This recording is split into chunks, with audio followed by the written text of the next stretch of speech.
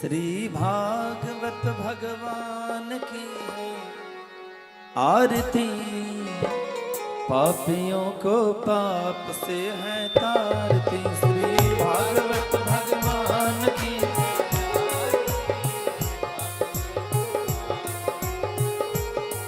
श्री भागवत भगवान की आरती, पापियों को पाप से है तारती। श्री भागवत भगवान की है आरती, पापियों को पाप से है तारती।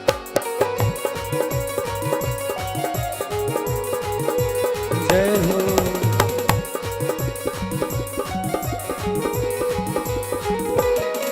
ये अमर ग्रंथ, ये मुक्ति पंथ, ये पंचम वेद निराला, नव ज्योति जगाने वाला। ये अमर ग्रंथ, ये पंचम वेद निराला, नव ज्योति जगाने वाला। हरि नाम यही, हरि ध्यान यही, हरि नाम यही, हरि ध्यान यही, हरि नाम यही, हरि ध्यान यही। हरि नाम यही, हरि ध्यान यही। जग के मंगल की आरती, पापियों को पाप से है तारती। श्री भागवत भगवान की है आरती, पापियों को पाप से है तारती। जय हो।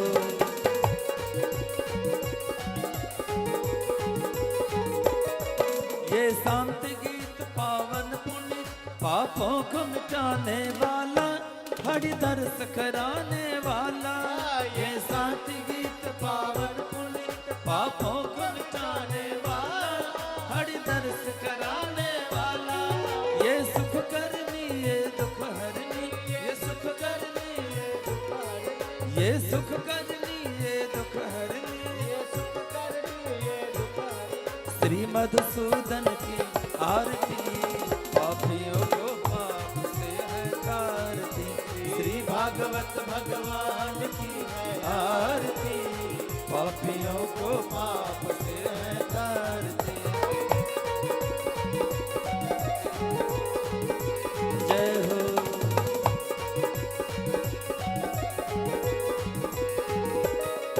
ये मधुर बोल भव पंथ को सतमार्ग बताने वाला, बिगड़ी को बनाने वाला। ये मधुर बोल भव पंथ को,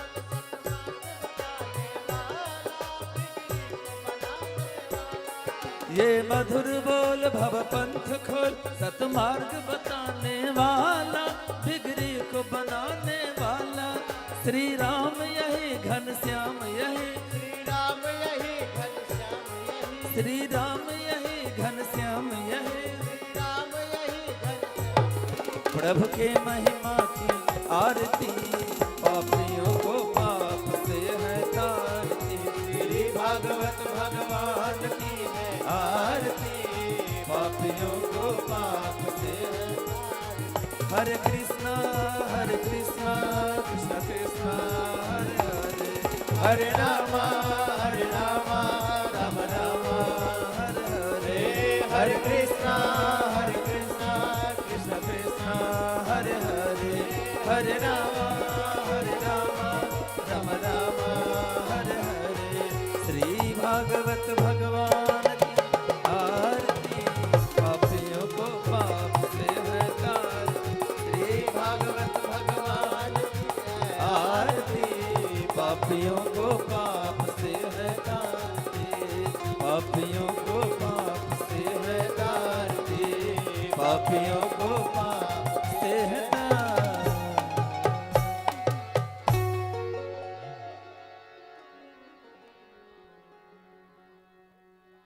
हरे ओम।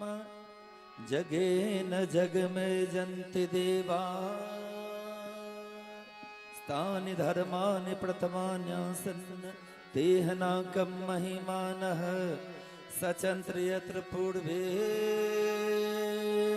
साध्याः सन्ति देवाः।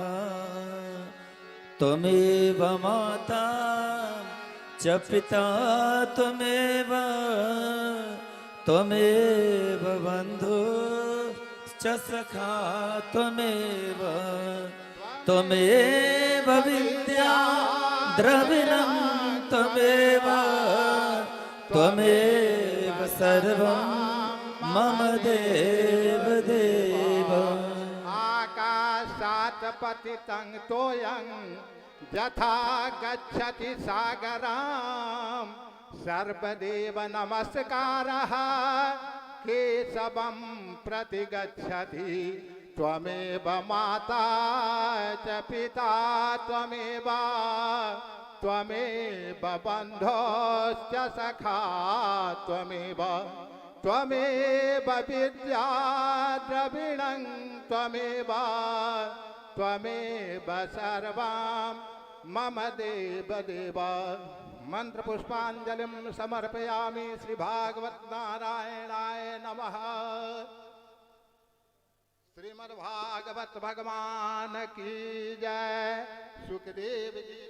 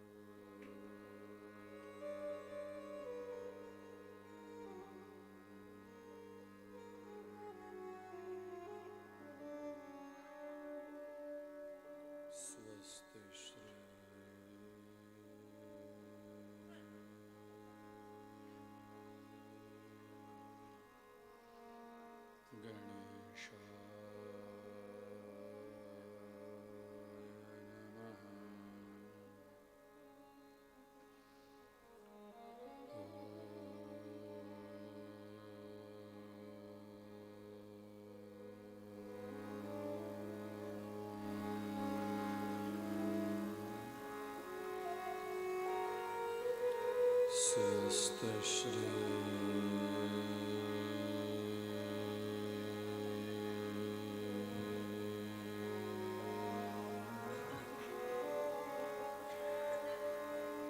सरस्वती नमः।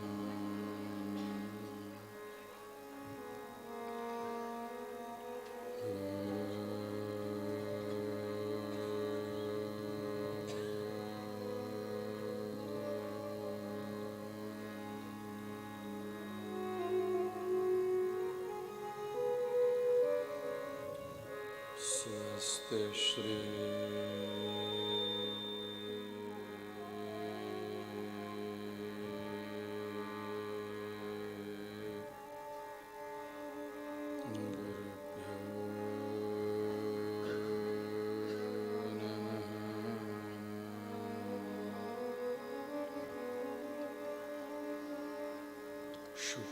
शुक्लाम्बरधरं देवं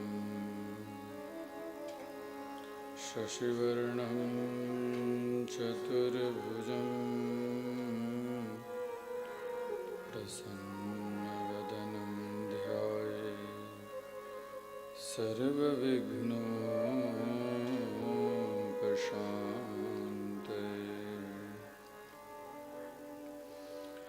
नमस्ते शारदे देवी सरस्वती मतिप्रदे वसत्वं मम जिह्वाग्रे सर्वविद्याप्रदा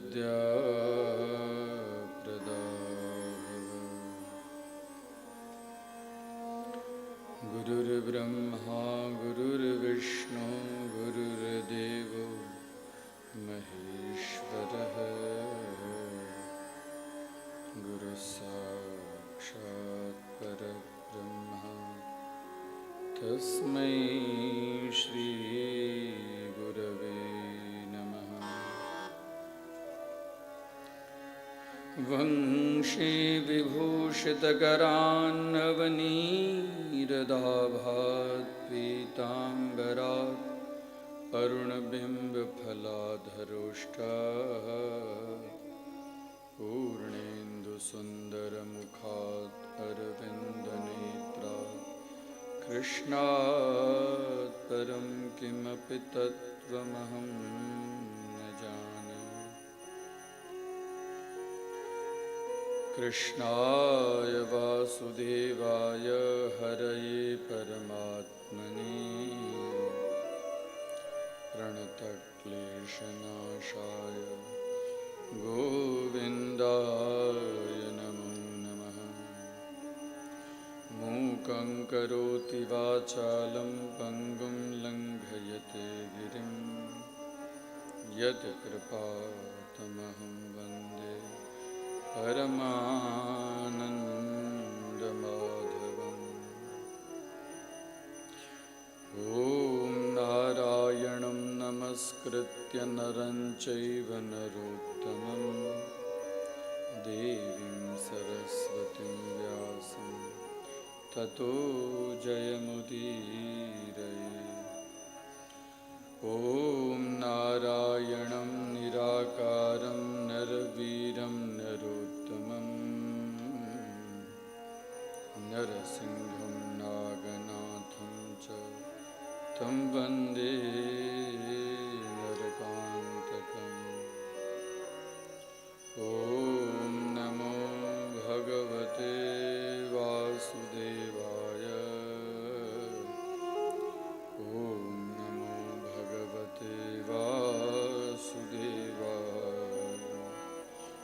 ॐ नमो भगवते वासुदेवाय। क्लीं कृष्णाय गोविन्दाय गोपीजनवल्लभाय नमः।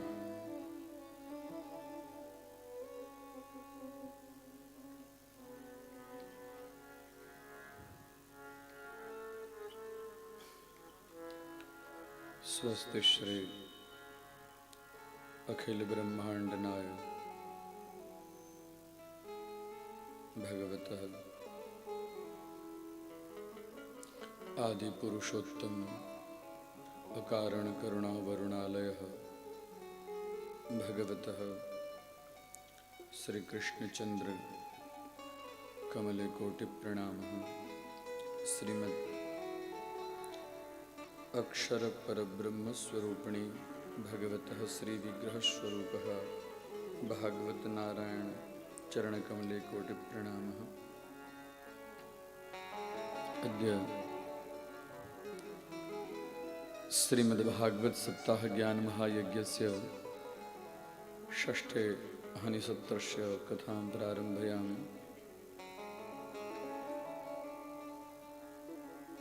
एवं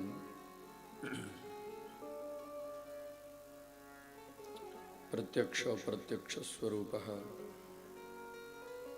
प्रकृतिगम्यः जीवः एवं श्रीमद्भागवत कथा रसपानलोलुपाः भक्ताः रसज्ञः एवं मुख्य यजमान स्वरूपः महाभागः तस्य संपूर्ण स्वरूपः एवं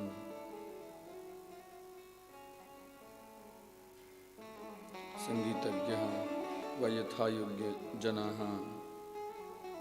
आगच्छन्तु श्रीमद्भागवत कथा महायज्ञस्य षष्ठे हनि भगवतः अद्भुत अलौकिक लीलां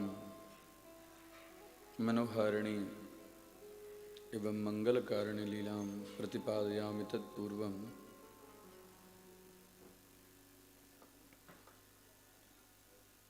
भगवतः माधवस्य स्वरूपः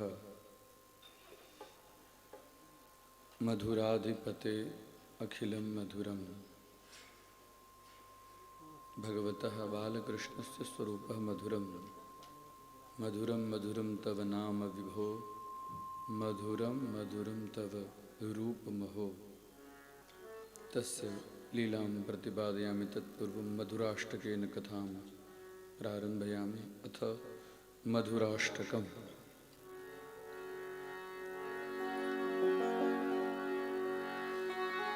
अधरं मधुरं वदनं मधुरं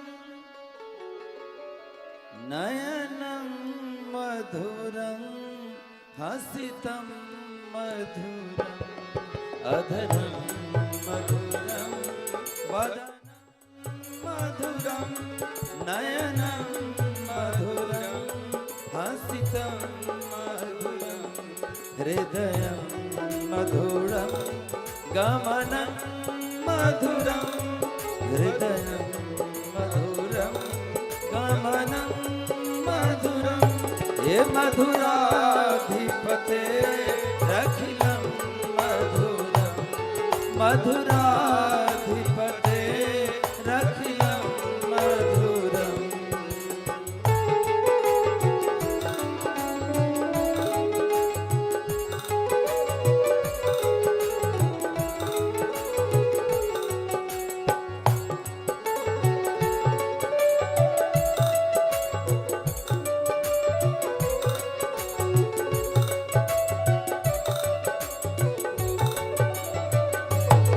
जय हो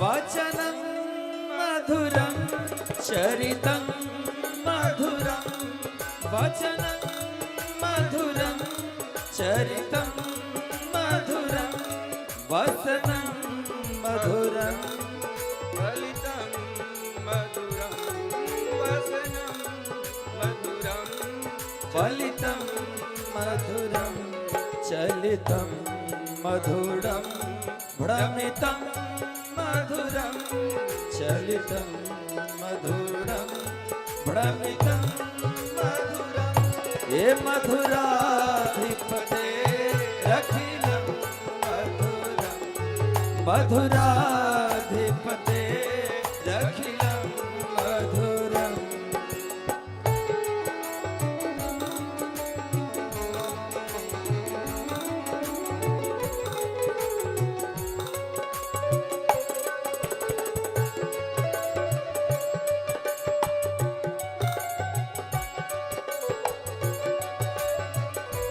जय हो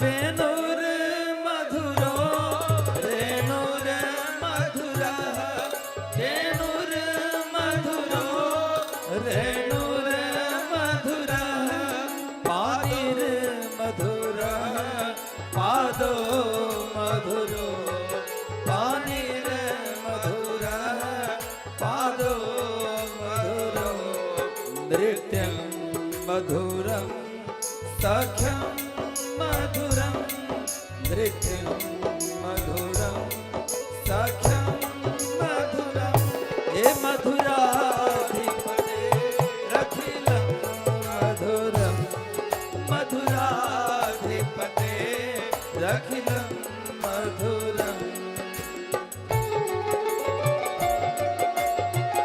बोलिए भागवत भगवान की।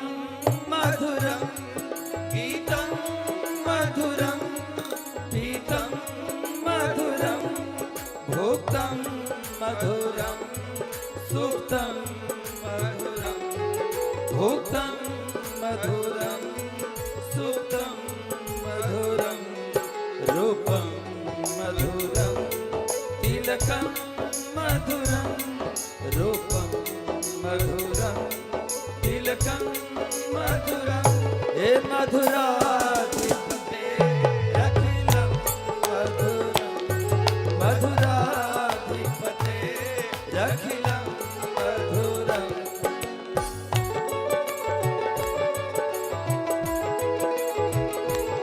जय हो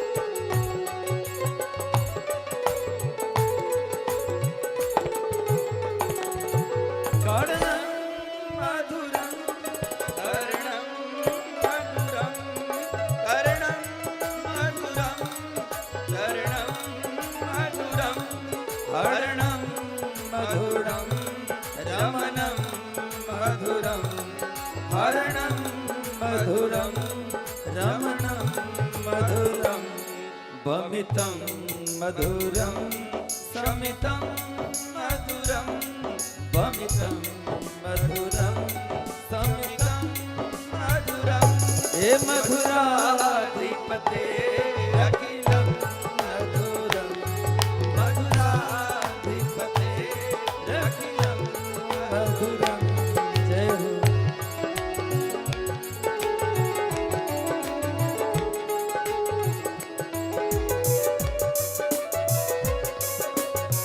श्री राधे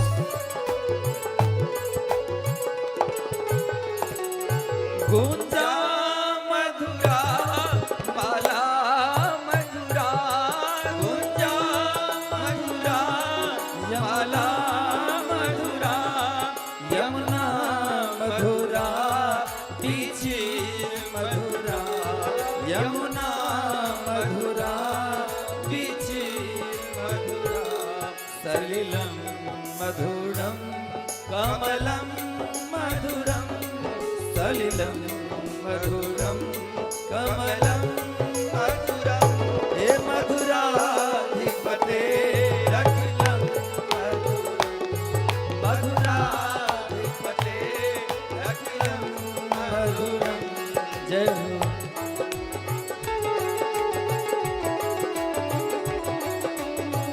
श्री राधे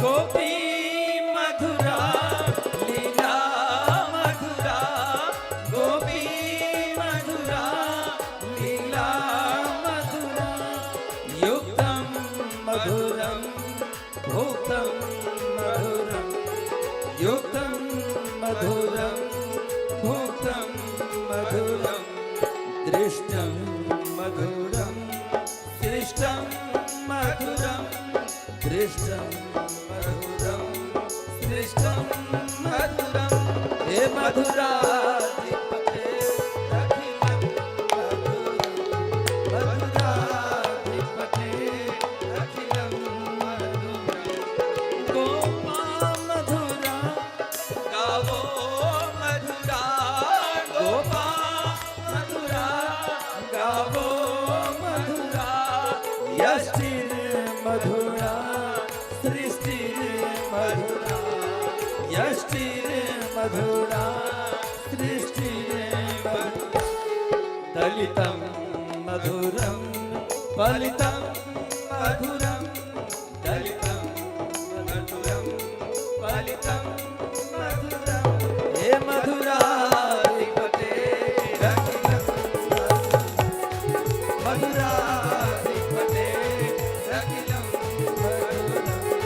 मधुरं मधुरं वदनं मधुरं अधरं मधुरं वदनं मधुरं नयनं मधुरं हसितं मधुरं नयनं मधुरं हसितं मधुरं हृदयं मधुरं गमनं मधुरं हृदयं मधुरं गमनं मधुरं हे मधुराधिपते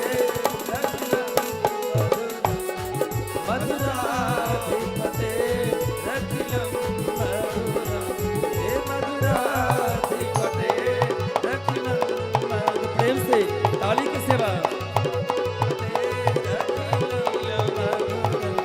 ओ मधुराधिपते हाँ मधुराधिपते रखिलं मधुरं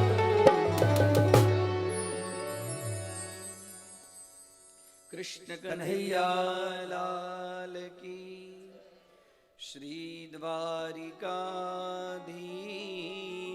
की श्री वृंदावन बिहारी लाल की जय श्री भागवत भगवान की जय श्री सद्गुरु भगवान की जय सियावर रामचंद्र भगवान की जय पवन सुत हनुमान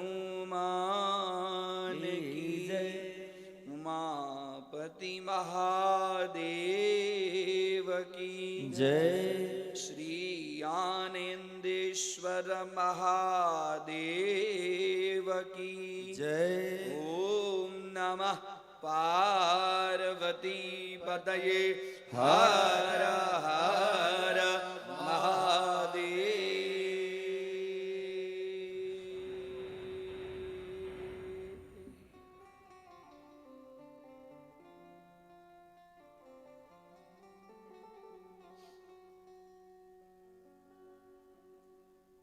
कर्तुम अकर्तुम अन्यथा कर्तुम समर्थ है ईश्वर।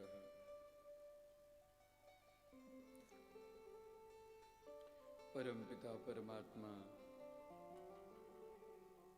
भगवान श्री कृष्ण की कृपा हमेशा अनवरत भक्तों पर बरसती रहती है। कर्तुम अकर्तुम अन्यथा कर्तुम, हम जो कर सकते हैं वो भी कर सकते हैं, हम जो नहीं कर सकते हैं वो भी वो करते हैं, हम जो करते हैं और नहीं करते हैं इससे जो परे कार्य है वह भी वो करते हैं। इसके लिए उनका नाम है ईश्वर। ईश्वर शब्द ईश्वरः अभिव्याप्ति ही यत्र तत्र समभिप्राप्ति ईश्वरः। ईश्वर उनको कहते हैं जो प्रत्येक अणु में है, प्रत्येक परमाणु में है। सृष्टि के आरंभ भी वही करते हैं, सृष्टि का पालन भी वही करते हैं और संहार भी उनकी लीला के द्वारा ही होता है।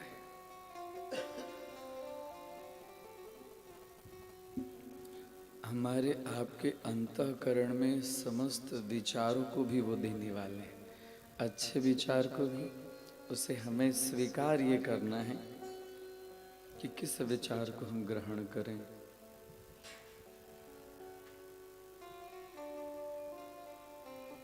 हमारे शरीर के अंदर में जो कुछ भी क्रियाएं हो रही है, शरीर जन्य, इंद्रिय जन्य, मन जन्य, बुद्धि जन्य, अहंकार जन्य, प्रकृति जन्य, सब कुछ उनकी कृपा से ही है। देवताओं का तो पालन करते हैं, साथ में दानवों का भी पालन करते हैं और मानवों का भी पालन करते हैं।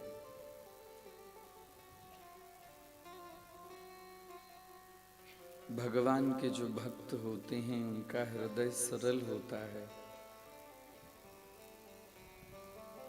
भगवान के भक्त के लिए शत्रु और मित्र कोई नहीं होता है। निंदा और स्तुति उनके लिए कोई मायने नहीं रखती, और न वो किसी से उद्विग्न होते हैं और न वो किसी को उद्विग्न करते हैं। वो होते हैं भगवान के भक्त। हम आप उनका स्मरण करें कि नहीं करें, कोई भी जीव उनका स्मरण करे न करे, वो समस्त जीवों के प्रतिपालक है, प्रतिपालक। ऐसी बात नहीं है उनका हम नाम लेंगे तभी हमारा वो रक्षण करेंगे। हम आप उनका नाम ले या ना ले, जो कीड़ी मकोड़ी जो देख रहे हैं ना, सभी का वो रक्षण करते हैं। भक्ति के ऊपर में विशेष कृपा होती। कृपा तो समस्त जीव पर है, भक्ति के ऊपर विशेष कृपा होती। भगवान अपने भक्त को बहुत प्यार करते हैं, बहुत स्नेह करते हैं। कहते हैं कि अहम भक्त पराधीना, मैं भक्त के पराधीन हूं। अपने आप को भक्त बनाना चाहिए। बड़ा कठिन मार्ग है। थोड़े माला कर लेने से, तिलक लगा लेने से, स्तुति कर लेने से, फूल चढ़ा देने से, धूप दीप नैवेद्य अर्पण करने से भक्त नहीं हो जाता।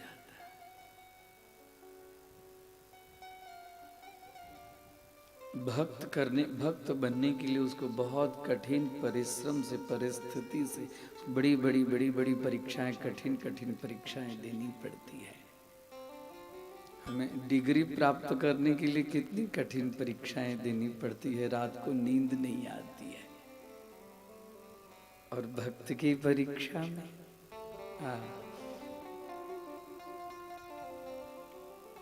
सर्वस्व अर्पण करना पड़ता। भगवान कहते हैं आधा केस में नहीं लेता हूं। जब तक जीव संपूर्ण हमारे पीछे समर्पण नहीं हो जाता है, तब तक मैं उसका केस अपने हाथ में नहीं लेता। और एक बार जिस केस को भगवान अपने हाथ में लेते हैं, वो केस आज तक फैल हुआ ही नहीं। बोलिए राधे राधे।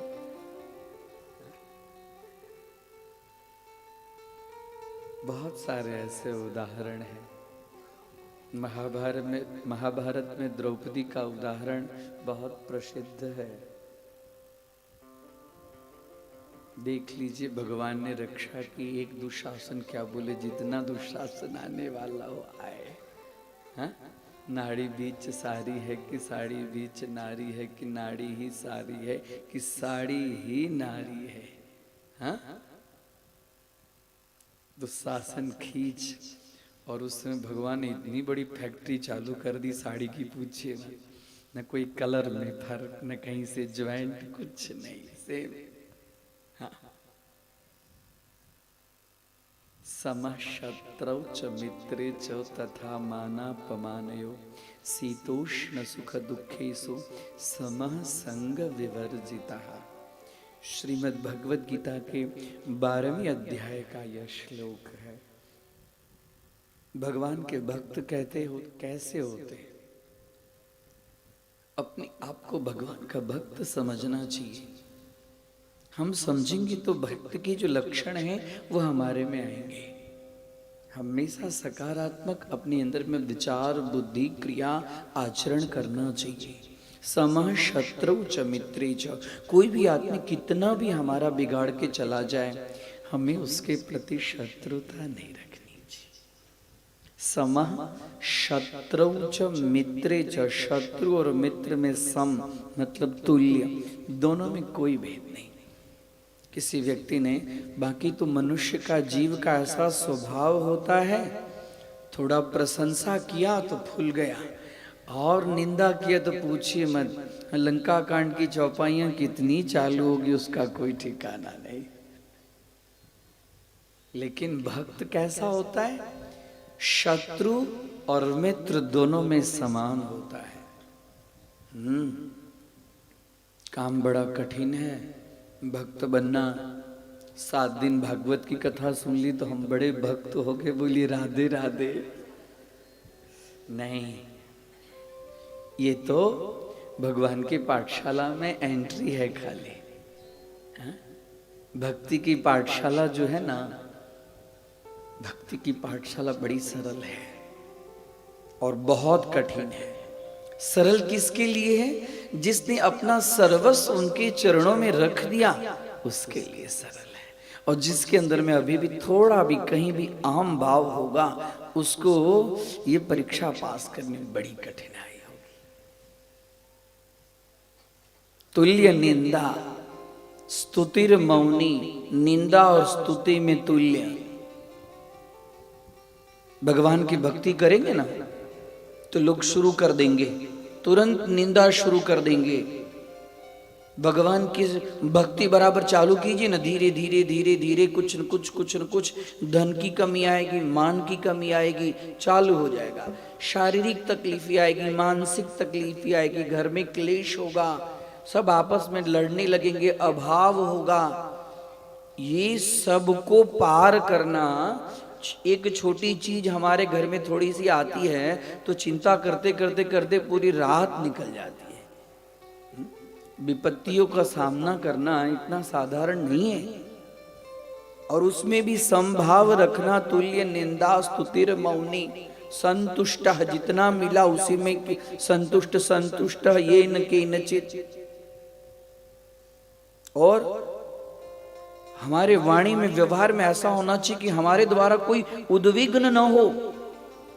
हम भले कितने में कैसे भक्त है ना, हमारे द्वारा कोई उद्विग्न नहीं हो। उद्विग्न मतलब मनुष्य ही नहीं, पशु पक्षी भी कोई उद्विग्न न हो। और कोई कितना भी कुछ भी बोले उससे हम भी उद्विग्न न हो।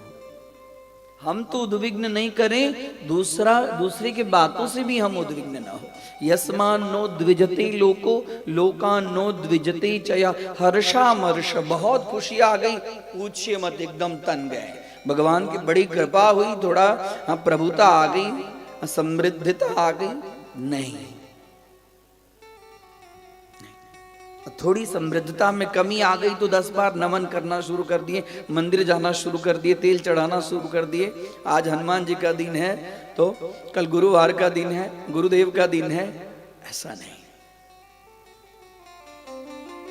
यस्मान नो द्विजते लोको लोकान नो द्विजते च हर्षामर्ष भयोद्वेगे मुक्तः यः स च मे प्रिय। ये सब चीज से जो मुक्त हो जाता है ऐसा भक्त मुझे प्रिय है। ऐसे भक्त बनने के लिए है श्रीमद् भागवत की कथा। ये छोटे मोटे तपस्या का फल नहीं है कि थोड़ा सुन लिए हो गया, नहीं। नाल्पसः तपसः फलम न अल्पसः तपसः फलम। इसके लिए भागवत का लाभ कैसे कब मिलता है? भाग्योदयेन बहुजन्म समर्जितेन, तब भागवत का लाभ मिलता है। भागवत की कथा सुनने के बाद में सरलता है, हृदय कोमल हो, वाणी में निर्मलता है, सहजता है, व्यवहार में सहजता है। ये है भागवत का फल। बार बार स्मरण कीजिए, हमने भागवत की कथा क्या सुनी? खाली भागवत की कथा 3 घंटा यहाँ रहे, उसके बाद में फिर घर जाएं, बस नदिया के पानी नदिए जो, हाँ? और हमर नुआ सूखे ले जो, बोलिए राधे राधे। ऐसा नहीं होना चाहिए। ये जो इतना मेहनत सब कुछ छोड़ के एकाग्र चित्त से हम सुनने आए, हमें परिवर्तन होना चाहिए। रोज नोटिस कीजिए कि मैंने आज भागवत की कथा में से मैंने क्या सीखा। कल हमें परिवर्तन आना चाहिए, हमारे व्यवहार में, वाणी में, दृष्टि में, कर्म में, आचरण में शुद्धता आनी चाहिए, प्रबुद्धता आनी चाहिए, निर्मलता आनी चाहिए। वो है भागवत। भागवती कथा की सदुपयोगिता, सफलता, जीवन मुक्त की तरफ अग्रसर, भक्ति में अग्रसर, अध्यात्म में अग्रसर। इसके लिए भागवत सरलता सिखाती, उग्रता नहीं। हमें अहम भाव है उसका परित्याग कर दे, नमन करना चाहिए। मंदिर में नमन करने से अहम भाव कम होता है। एकदम विनम्र होके जीवन सुंदर हो जाएगा, सरल हो जाएगा। गोपियां सब देखिए ना कितनी एकदम सरल, कोई कुछ बोले, किसी को कुछ कहती है, बिल्कुल नहीं। बहुत रोकने का प्रयत्न करती है भगवान कृष्ण को, तो फिर भी कृष्ण भगवान नहीं रुकते, तो फिर भी कोई किसी से शिकायत नहीं। उनके स्मरण में हमेशा अपने चित्त को लगाई है। भगवान श्री कृष्ण मथुरा में आए, कंस का वध कर दिए। सभी ने कहा कि आपने कंस का वध कर दिया, अब आप राजा बनिए, अब आप राजा बनिए, आप इस राज्य का शासन करेंगे, बहुत सुंदर राज्य चलेगा। भगवान कह रहे हैं मैंने राज्य के लिए कंस को नहीं मारा, कंस को मार के मैं राजा बन जाऊंगा, मुझे राज्य शासन प्राप्त होगा, इसके लिए मैंने कंस को नहीं मारा। हम आप कोई कार्य पे विजय प्राप्त करते हैं तो लग रहा है कि कोई मुझे 5-10 हजार रुपए दे रहा है तो हम उसको छोड़ेंगे 5-10 हजार रुपए? अरे हाँ या ना तो बोलिए, छोड़ेंगे कि नहीं छोड़ेंगे? आप लोग आसनसोल वाले हैं, बड़े सरल हैं, बोलिए राधे राधे। भगवान ने त्याग कर दिया। भगवान त्याग मूर्ति है। सोने की लंका भगवान रावण को मारकर जीते विभीषण को दे दिए। ये विचार नहीं कि वहां एक मुट्ठी थोड़ा सोना में ले चलूं, पूरी लंका ही सोने की थी। कंस का वध कर दिए, इच्छा नहीं कि मैं इस पे राज्य शासन करूं, नहीं। पहले राजा उग्रसेन थे, उग्रसेन राजा बनेंगे। उग्रसेन के राजपाट में बहुत सुंदर ढंग से राज चलता था, अभी भी चलेगा। प्रजाओं को संकट से मुक्त करने के लिए भगवान की कथाओं से ये सब सीख लेना है। भगवान की कथा हम सुनिए नहीं, भगवान कथाओं से सीख लेना है। प्रजा संकट से मुक्त हो, प्रजा सुख शांति से रहे, प्रजा में आनंदित हो। कंस के राज्य शासन में प्रजा दुखी थी। कंस हिंसा करता था, कंस का ही नाम था, कसी हिंसा या हिंसा करता था। जानवर के ऊपर में अत्याचार, ऋषि मुनियों के ऊपर में अत्याचार, जो उसको अच्छा लगता था वैसे जो आदमी बात करता उसके साथ में अच्छा। अपने पिताजी को जो कैद खाने में डाल सकता हो वो किसको छोड़ेगा? वो बनावटी रूप प्रजाओं के सामने, जरा प्रजा मुझे अच्छा दिखे इसके लिए बनावटी रूप धारण करता था। भगवान के कि मुझे नहीं चाहिए राज्य शासन, उनको बिठाइए। फिर से उनको राज्य शासन पे आसीन कर दिए। नंद बाबा हाथ जोड़े, कन्हैया चल ना, हो गया आप धनुषिया की, चल। मां राह देख रही होगी यशोदा रानी, चल। नहीं बाबा, कैसे जाऊंगा? अभी अभी कंस मरा है और कंस के जो सखा हैं, कंस के जो मित्र हैं, मैं चला जाऊंगा तो फिर से वो मथुरा पे आक्रमण करेंगे, उस समय लोगों की क्या दशा होगी? मैं नहीं जाऊंगा, मुझे अभी थोड़ा यहां काम करना है। यशोदा याद करती है, बेटा चल। नहीं बाबा, तेरे बिना वो खाना नहीं खाएगी, आप मना लेना बाबा। आपका हृदय बड़ा सरल है, आप यशोदा मैया को मना लोगे, मुझे रहने दीजिए, हम और बलराम भैया रहेंगे। अरे लोग कहते हैं कि तू वसुदेव का पुत्र है, अब तू नहीं आएगा मेरे पास? नहीं आऊंगा, अभी मुझे थोड़ा काम करना है। नंद बाबा को धैर्य, नंद बाबा बड़े ज्ञानी हैं, धीर गंभीर के साथ में कन्हैया की बात सुनते हैं। हाँ कन्हैया, बोले हाँ पिताजी। बाबा जाइए आप, तू आएगा कि नहीं आएगा? तो हाँ आऊंगा। तू सत्य बोलता है।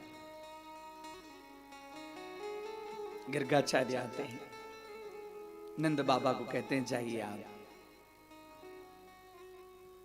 आपने इनके साथ में बहुत सारी लीलाएं देख ली इनकी।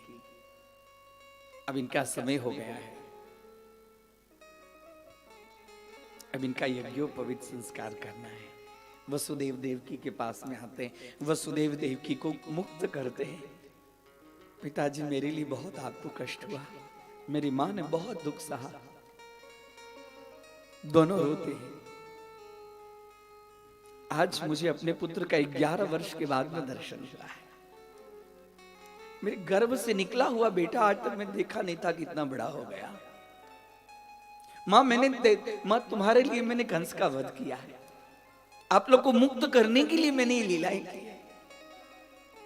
गर्गाचार्य जी आते हैं, हे वसुदेव जल्दी से इनका यज्ञोपवीत संस्कार कीजिए। सुंदर यज्ञोपवीत संस्कार। बोले यज्ञोपवीत संस्कार के बाद में पढ़ने जाना होता है, गुरुकुल में जाएं, विद्या पढ़ेंगे। माता पिता गर्गाचार्य से आज्ञा लिए और पढ़ने के लिए आए हैं उज्जैन सांदीपनी ऋषि के आश्रम में। जो दुनिया को पढ़ाने वाले हैं वो आज खुद पढ़ने के लिए विद्यालय जा रहे हैं। जो ज्ञान मूर्ति है, ज्ञान स्वरूप है, भगवान के विष्णु सहस्त्र के 1000 नाम है, उनका नाम होता है ज्ञानमयो विज्ञानमयोसी, ज्ञान स्वरूप। संपूर्ण ज्ञान, संपूर्ण वेद जिनके श्वासोच्छ्वास से निकले हैं, ऐसे परब्रह्म आज दुनिया को शिक्षा दे रहे हैं, बता रहे हैं कि सब कुछ होने के बाद में मैंने भी ज्ञान प्राप्ति के लिए विद्यालय में गया। विद्यालय जाना चाहिए, गुरु की सेवा करनी चाहिए। गुरु की सेवा के बिना ज्ञान की प्राप्ति नहीं होती है। सांदीपनी ऋषि साधारण नहीं थे।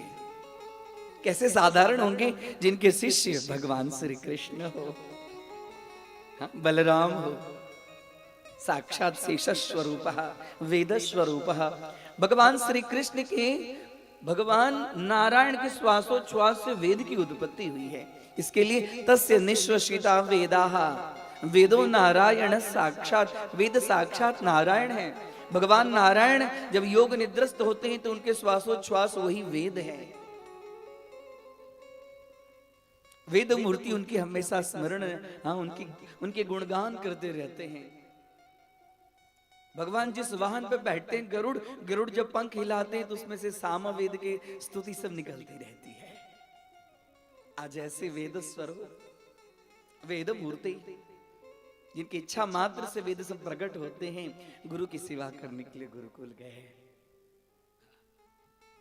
अल्प ही काल सब विद्या पाई, थोड़े समय में, तो खाली निमित्त गुरुकुल की जो प्रणाली थी, गुरु की सेवा करने के लिए, गुरु की सेवा करनी चाहिए, गुरु के मंत्र का जाप करना चाहिए, गुरु की कथा करनी चाहिए, गुरु का स्मरण करना चाहिए। मैं बार बार कहता हूं, गुरु के उच्छिष्ट भोजन का लाभ लेना चाहिए। गुरु के उच्छिष्ट भोजन से जन्म से लेकर अभी तक का संपूर्ण पाप नष्ट हो जाता है।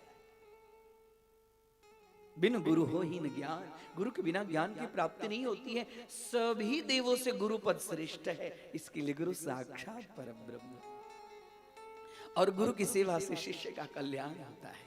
गुरु कृपा ही केवलम शिष्य परम मंगलम, शिष्य का परम मंगल वह गुरु की कृपा से, गुरु की साधना से, गुरु की सेवा से, गुरु की भक्ति से। गुरुदेव के पास में जाकर गुरुदेव का चरण दबाना चाहिए।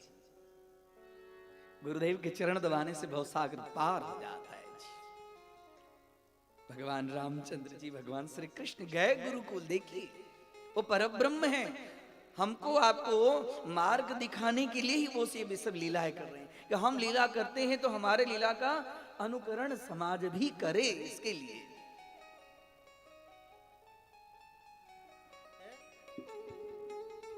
जो संपूर्ण विद्या,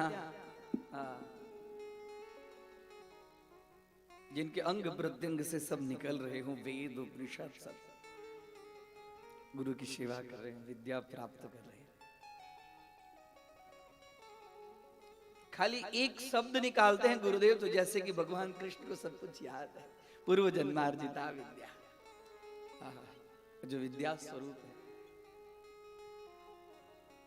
अभी गुरुदेव भी प्रसन्न है, गुरुकुल का वातावरण एकदम निर्मल, जहां ऐसे दिव्य साक्षात भगवान जहां पर विद्यमान हो, पूछने की बात क्या। भगवान के चरण जहां जाते थे वहां मंगलम भगवान विष्णु मंगलम गरुड़ध्वज, भगवान का स्वरूप ही मंगल है। वहां उनको सुदामा से मित्रता हुई। एक मित्र थे, भगवान ब्राह्मण के परम भक्त हैं, इसके लिए नमो ब्रह्मण्य देवाय। ब्राह्मण से बड़ा स्नेह करते हैं,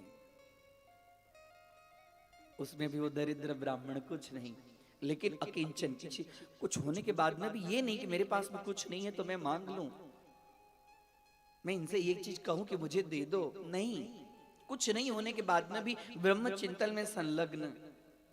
भगवान सभी को अपना मित्र नहीं बनाया, मित्र भी बहुत सोच समझकर बनाना चाहिए। भगवान के पास तो बड़े बड़े महारथी सब थे, भगवान ने मित्र किसी को, मित्र सुदामा को बनाया। सुदामा हमेशा गायत्री मंत्र के जप में लीन रहते थे, त्रिकाल संध्या करते थे, वेद पाठ करते थे, गुरुदेव की सेवा करते थे, अच्छा लगता था।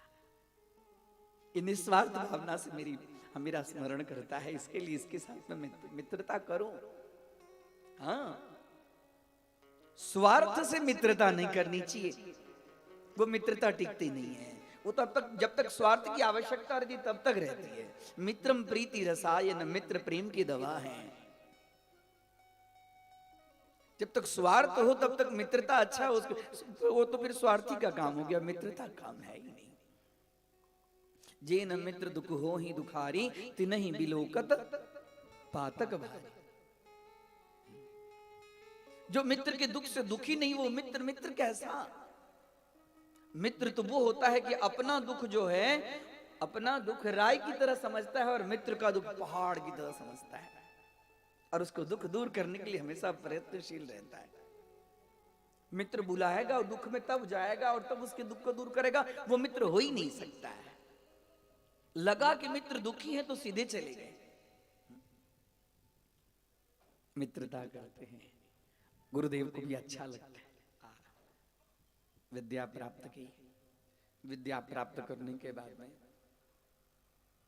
दोनों की दोस्ती बढ़ी। फिर तो आप लोग को मालूम है कि बीच में क्या हुआ।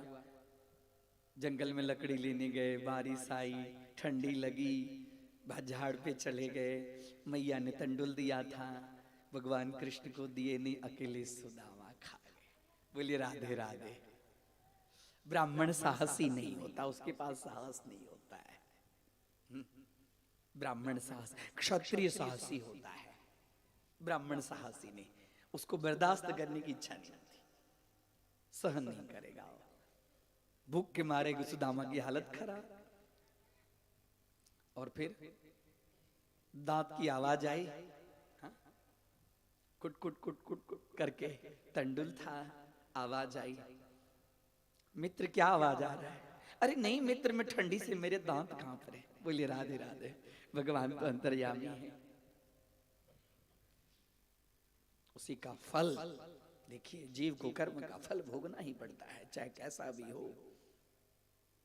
भगवान बोले हमसे, अभी तक हमने तुम्हारे साथ दोस्ती किया, दोस्ती में कपट अच्छा नहीं, झूठ अच्छा नहीं, स्वार्थ अच्छा नहीं। मित्र बोले कुछ नहीं, और उसके बाद में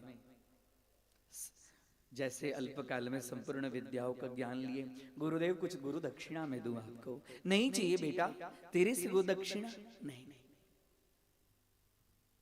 पहले विद्या पढ़ाई जाती थी तो उस समय शिष्य से दक्षिणा की अभिलाषा से विद्या नहीं पढ़ाई जाती थी। अविक्रिय विद्या, विद्या को बेचा नहीं जाता था, इसके लिए विद्या मुक्ति का साधन बनती थी। जब से विद्या को बेचने लगे हैं तब से अब धीरे धीरे मुक्ति का साधन नहीं है, वो पेट के भरण पोषण के लिए एक रास्ता बन गया, एक कला बन गया, एक टेक्नोलॉजी हो गई है, एक तकनीकी हो गई, एक रास्ता हो गया है। विद्या वो है ही नहीं। विद्या या विद्या सा विमुक्त है, विद्या ब्रह्म विद्या है, विद्या साक्षात सरस्वती स्वरूपा है, विद्या मुक्ति बताती है, विद्या बंधन में नहीं डालती है कि बहुत आपको धन हो जाए, बहुत समृद्धि हो, मान सम्मान हो, वो विद्या नहीं बताती। विद्या या विद्या सा विमुक्ते विद्यायाम अमृतम अश्नुते, विद्या ग्रहण करने के बाद में जीव अमर हो जाता है, क्योंकि जीव अमर का पुत्र है, अमृतस्य पुत्रः।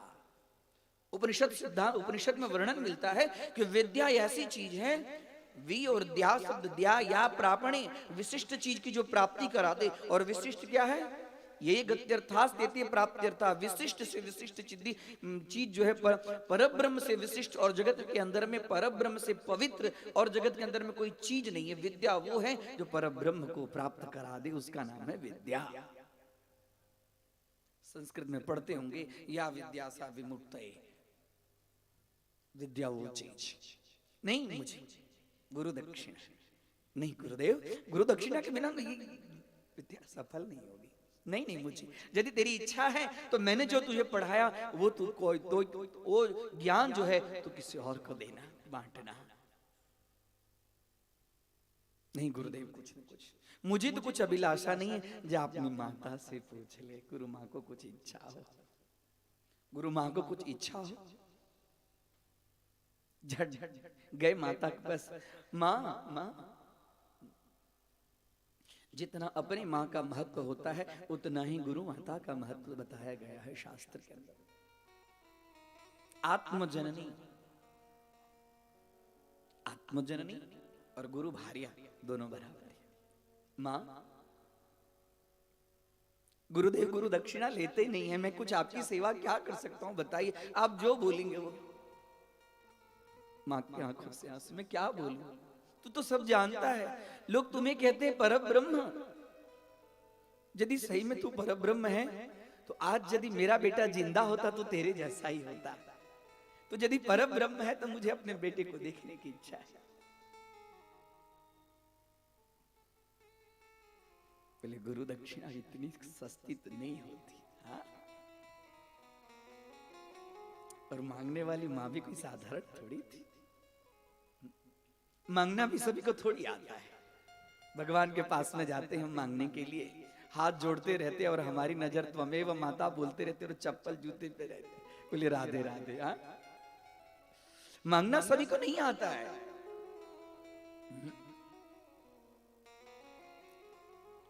भक्त मांगता नहीं है, क्योंकि मांगे उसी से जो दे दे खुशी से, और कहे ना किसी से।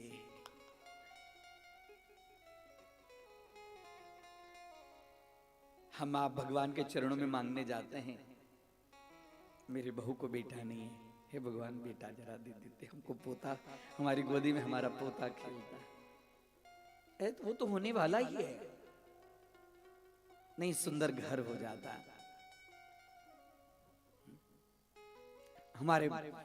हमारे संतान बहुत पढ़ लिख कर अच्छा, अरे वो मेहनत करेंगे होंगे ही। भगवान तो सब कुछ देने के लिए तैयार है। मांगो भगवान से, ऐसा मांगो कि आप अपने चरणों की भक्ति दो। बस आप अपने चरणों की भक्ति दो, आपके चरणों की भक्ति होगा ना, फिर ये गर्भवास से, नरक से, जन्म जन्मांतर के कष्ट से, काल चक्र से मैं मुक्त हो जाऊंगा। ऐसी चीज मांगो जो फिर से मांगने की जरूरत ना हो। ये छोटी छोटी छोटी छोटी चीज वो तो पुरुषार्थ से प्राप्त किए जा सकते हैं। व्यक्ति पुरुषार्थ करता है तो प्राप्त करता है। भाग्य तो है, भाग्य के साथ में पुरुषार्थ भी यदि करें तो पुरुषार्थ के बल पे भी व्यक्ति उस चीज को प्राप्त करता है। थोड़ी प्राप्त करने में कठिनाइयां होती हैं, लेकिन भगवान के चरणों में ये सब चीज नहीं। भगवान के चरणों में भगवान के चरणों की भक्ति जो जीवन का उद्देश्य है, जो मनुष्य जन्म का उद्देश्य है, मनुष्य शरीर का उद्देश्य है, वो मांगना है। भगवान कहे कि मां मैं अभी लेके आया।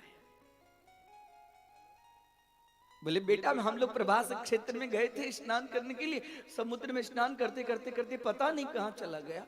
उसके बाद से यदि होता तो तेरे जैसा ही होता। मां को अपने बेटे का जो वात्सल्य प्रेम है वो उसकी नजर से जाता नहीं है। चाहे कहीं भी कुछ भी काम करे, कुछ भी काम करे,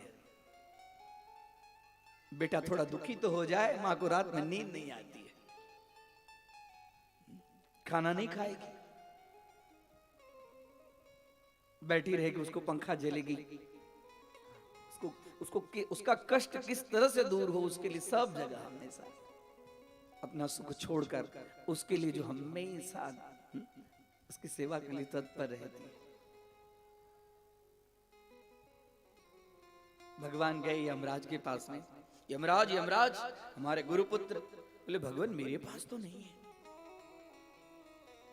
नहीं, पहले गए समुद्र के पास में, समुद्र मना करता है।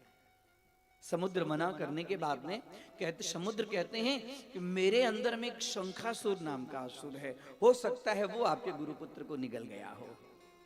तो भगवान शंखासुर, भगवान जाते नीचे अंदर में शंखासुर के साथ में युद्ध करते हैं और युद्ध करके बोलते हैं मेरे पास में भी नहीं है।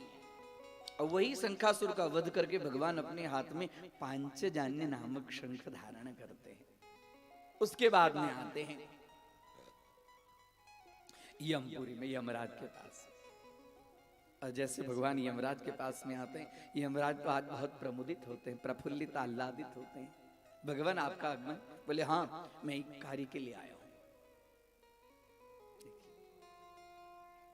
हमें आपकी सेवा की जरूरत है। बोले आदेश कीजिए। हमारे गुरुपुत्र आप भी लाया है। तुरंत गुरु यमराज, ये आपके गुरुपुत्र लेके आते हैं। माँ माँ, आज तो माँ को इतना आनंद, इतना आनंद। आज तक आपके गुरुदेव ने बहुत शिष्य को पढ़ाया, लेकिन बेटा तेरे जैसा कोई शिष्य नहीं, तेरे जैसा कोई शिष्य नहीं। ये तेरा उपकार मैं कभी भूलूंगा नहीं। माँ क्या बात करती है? हाँ बेटा, तेरा बड़ा उपकार है। भगवान कहती मेरा कर्तव्य, कोई उपकार नहीं, मेरा कर्तव्य।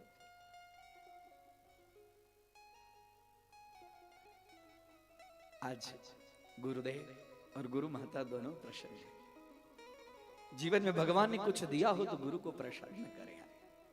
हाँ, गुरु की प्रसन्नता में ही हमारे जन्म जन्मांतर के सारे कर्म सफल हो जाते हैं। बोले कृष्ण कन्हैया लाल की। इसके लिए उसके बाद में आते हैं, बड़ी सुंदर सुंदर कथा है। आकर जैसे मथुरा में आते हैं, और मथुरा में आने के बाद में सारे लोग सब एकदम प्रसन्न, यज्ञोपवीत भी हो गया। अब उग्रसेन कहते हैं देख बेटा, मैं बूढ़ा हो गया, मेरी इच्छा है कि तू मथुरा का राज्य करे। तू पढ़ लिख के भी आ गया है, अब जो तू राज्य करेगा वो बहुत सुंदर अच्छे ढंग से राज्य चलेगा। भगवान सब जान रहे हैं कि अभी तो और बहुत सारी लीलाएं करनी है। अब उग्रसेन दादा हो गए हैं, स्थिति इनकी अच्छी नहीं है, और जो कंस को मारा हूं बड़े बड़े अब मेरे साथ युद्ध करने के लिए आएंगे। तो भगवान ने अपने अंदर राज्य शासन, भगवान का राज्याभिषेक हुआ। राज्याभिषेक अनेक प्रकार के तीर्थों के जल से उनका अभिषेक हुआ। सुंदर केसर तिलक, माथे में मुकुट, पीतांबर धारण, बाजूबंद, कान में कुंडल, अनेक प्रकार की मोतियों की माला, सुंदर सुंदर रत्नों का उपहार सब लोग आए उनको देने के लिए। भगवान प्रसन्न है, भगवान आनंद से। जब जहाँ के राजा भगवान हो जाए वहां की प्रजा कितनी प्रसन्न होगी। बोली राधे राधे। मथुरा मतलब जहां पर भगवान श्री हरि हमेशा विचरण जहां पे करते हैं उसका नाम है मथुरा। और भगवान जहां पे विचरण करते हैं उस स्वरूप ही कुछ अलग है। आज मथुरा एकदम प्रसन्न चित्त है, दुल्हन की तरह मथुरा को सजाया गया है। आज मथुरा के राजा, मथुराधीश भगवान श्री कृष्ण चंद्र, आहा, देवता सब आनंदित हैं। सब लोग पुष्प की ऊपर से वर्षा करते हैं, आनंद पूर्ण है। आज मथुराधिपति हो गए। सब ऋषि मुनि सब भगवत स्मरण करते हैं इनके लिए कि अभी मथुरा में कोई संकट ना आए, भगवान का स्मरण करते हैं। हमारे जीवन में बहुत खुशियां है ना, तो उस समय भगवान के चरणों में जाना चाहिए। खुशी में इतना फूल नहीं जाना चाहिए कि ये खुशी कैसे निकल जाए पता नहीं। दुख में तो भगवान के पास में हम आप चले जाते हैं, सुख में थोड़ा उनसे दूर हो जाते। राधे राधे, है ना। जब सुख आए तो अपने माथा को ज्यादा नमाओ भगवान के चरणों में। आपकी कृपा से ही हम अभी सुखी हैं, आनंदित हैं भगवान। सुख है तो सत्यनारायण भगवान की कथा करें, सुख है तो भगवती के दुर्गा सप्तशती का पाठ करें, कराएं, नवचंडी करे, सतचंडी करे, रुद्री करे, महारुद्री। सुखी किसके लिए? सुखी किससे होता है? भगवान के नाम से सुखी होता है, भगवान के कर्म से सुखी होता है। अच्छे सत्कर्म करने से ही जीव सुखी होता है। कुछ बहुत कुछ धन दौलत मिल जाए, गाड़ी बंगला मिल जाए, इससे सुखी नहीं है। समृद्धता आए तो भगवान के चरण, और ऐसे समय भगवान का नाम लेना चाहिए, भगवान का नाम जपना चाहिए। जो भगवान का नाम जपता है उसके सारे दुख क्लेश नष्ट हो जाते हैं। बैठकर श्री राम जय राम जय जय राम करना चाहिए, ओम नमो भगवते वासुदेवाय करना चाहिए, श्री कृष्ण शरणम मम करना चाहिए। भगवान के नाम जपने से जीव का कल्याण होता है। नाम रटत मंगल दिशि दसहु, भगवान के नाम रटन करने से ही 10 दिशाओं में मंगल होता है। 2 मिनट हम लोग भी भगवान का स्मरण करें, भगवान के नाम का जप करें, कीर्तन करें। जपा कर सुबह और शाम,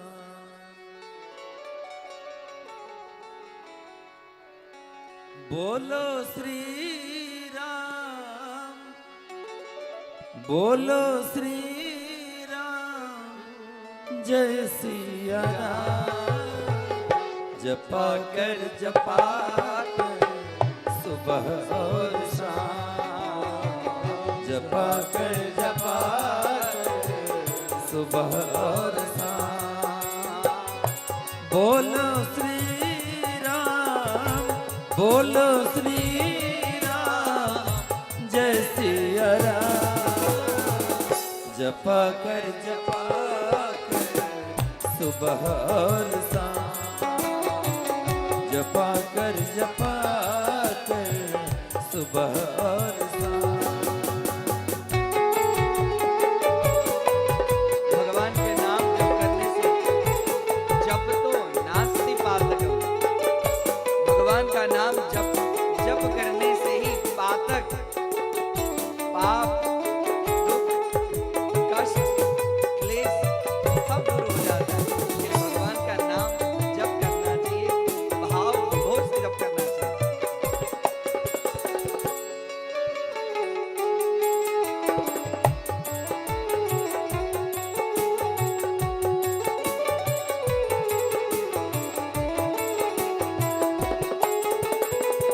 इस नाम से लाखों पापी हैं तारे,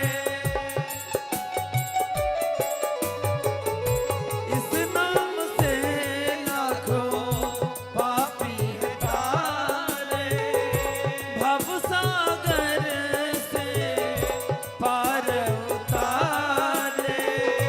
जप लो प्यारे प्यारे, जप लो प्यारे प्यारे, हरि का नाम। जपा कर सुबह और शाम, जपा कर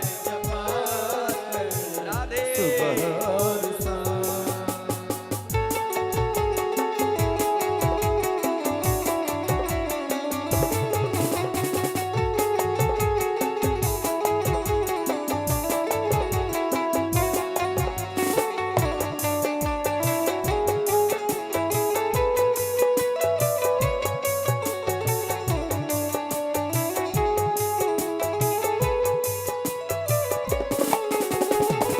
लगी आग लंका में सब घर जला था,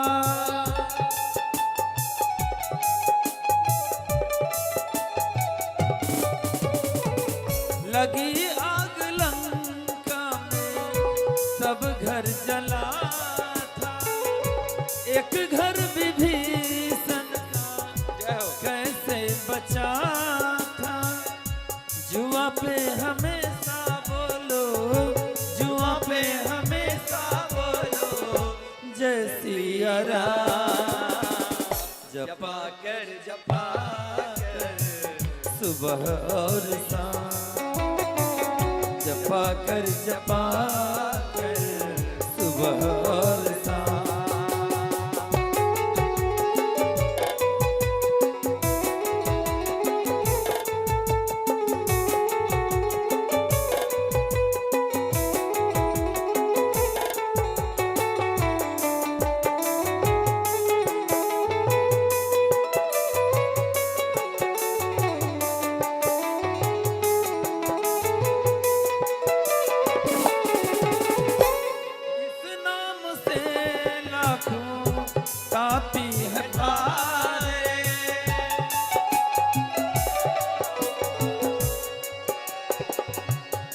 नाम जप में वो शक्ति है जो जितने भी जीव हैं वो भव से पार जरूर उतरते हैं।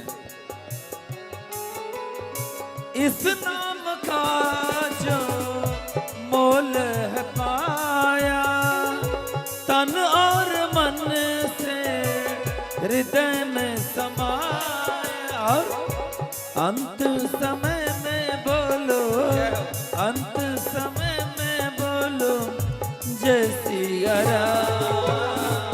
जपा कर सुबह और शाम, जपा कर सुबह और शाम। बोलो श्री राम, बोलो श्री राम, जय सिया राम। जपा कर सुबह और शाम, जपा कर सुबह और शाम, जपा कर सुबह और शाम, जपा कर सुबह और शाम, जपा कर सुबह और शाम। श्यावर रामचंद्र भगवान की जय। जपतो नास्ति पातकम्। भगवान नाम का जप करना चाहिए। जप करने से समस्त पाप नष्ट हो जाते हैं। और गीता जी में भगवान ने जप की बहुत बड़ी महिमा बताई है। जगत में जितने सारे यज्ञ हैं, यज्ञ के अनेक प्रकार हैं। यज्ञ के अनेक प्रकार हैं।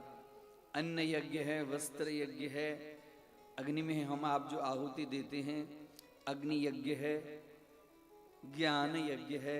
सभी प्रकार के यज्ञों में यज्ञानाम जप यज्ञोस्मि। हे अर्जुन, जितने प्रकार के यज्ञ हैं सभी यज्ञ में जप यज्ञ में ही हूं। इसके लिए हमेशा जप करना चाहिए। जप करने से मन स्थिर होता है। जप कीजिए। कई लोग तो कहते हैं कि हम तो चलते फिरते जप करते, हमको क्या माला लेने की जरूरत है। हाँ? हम तो रसोई में काम करते रहते हैं तो फिर भी। अब वो कितना समय आप जप करते हैं और कितना समय क्या करते कौन जाने। राधे राधे। हमारे आचार्यों ने जप के लिए प्रणाली बनाई है कि माला, जप के साथ में माला। माला करते समय अपने इष्ट का, अपने मंत्र का, दोनों का हमेशा स्मरण बना रहता है। इसके लिए माला लेकर जप करना चाहिए। जप का बड़ा विधान है। जप करते करते बोलना नहीं चाहिए। कई लोग माला करते रहते हैं और बोलते रहते नहीं। जप करते करते बोलना नहीं चाहिए। हमारे गुरुदेव हमेशा अपने पास में माला करते थे, हमेशा माला करते रहते थे, चलते रहते थे, माला करते रहते थे। हमें उनका दर्शन हुआ है। बाद में तो ऐसी अवस्था हो गई गुरुदेव की, वो बोले कि अब माला लेने की भी जरूरत नहीं। पता नहीं सांस में हमेशा मंत्र ही वही चलता रहता है।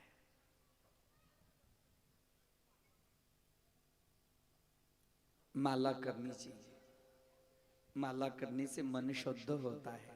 इसके लिए माला करनी चाहिए। जरूरी नहीं कि हम जपते रहते हैं तो हमेशा हमारा ध्यान, भटकना बड़ी बात नहीं है, स्थिर रहना बड़ी बात है। मन भटके वो तो 84 लाख योनि से भटकता ही आ रहा है, लेकिन माला करते करते करते एक क्षण भी स्थिर है हमारा मन, ये आश्चर्य की बात है। भगवान श्री कृष्ण मथुरा में सुंदर राज करने लगे।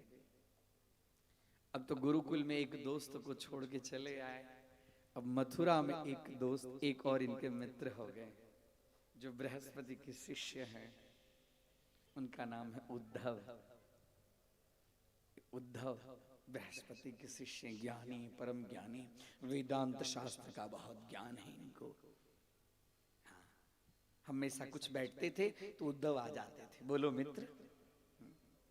भगवान कहीं घूमने जाते तो घूमने जाते उद्धव को लेकर, जहां तहां जाते उद्धव को लेकर। उद्धव अपनी मन की बात कहते, लेकिन पूरी बात कह नहीं पाते क्योंकि उद्धव ज्ञानी थे।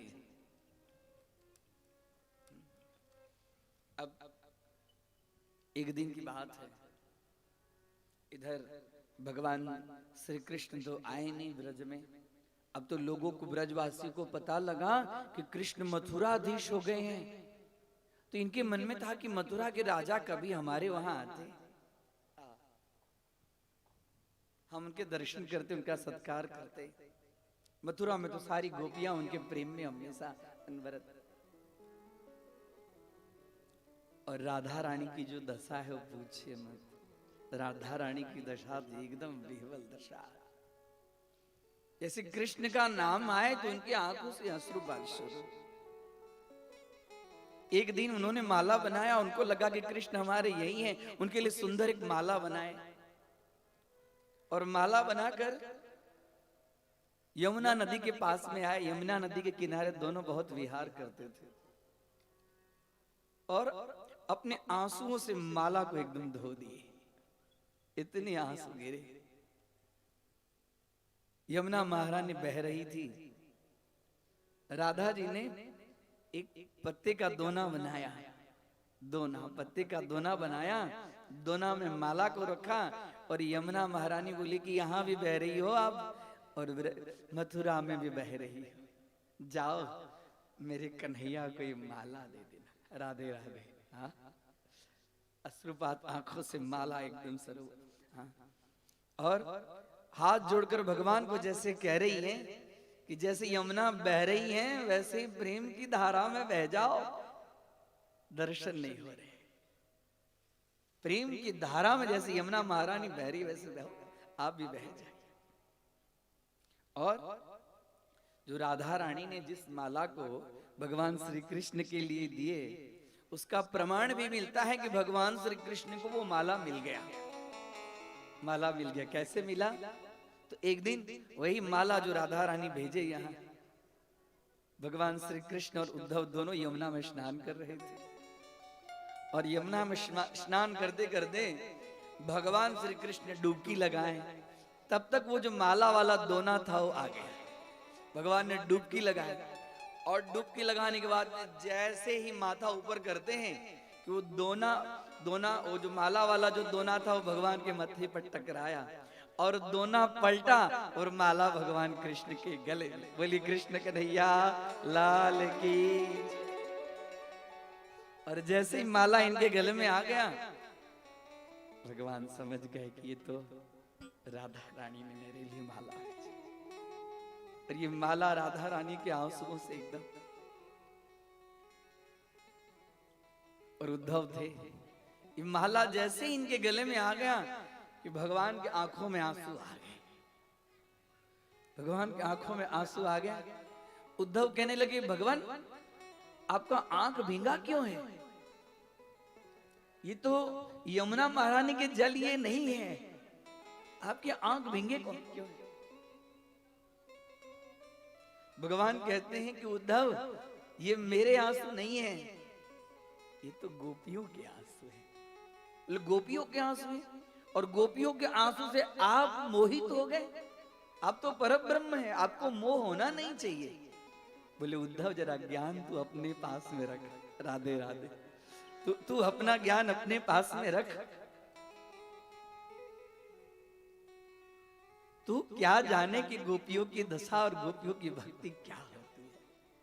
बोले ऐसी बात है प्रभु? बोले हाँ।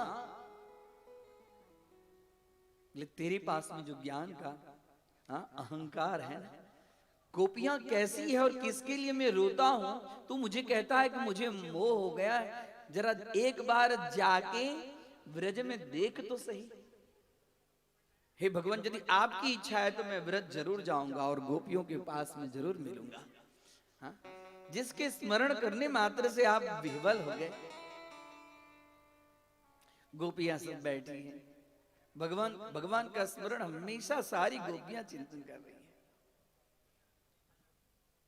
आए महल में, भगवान कहे कि उद्धव, ये गोपियां तुझे वैसे व्रज में प्रवेश नहीं करने देगी।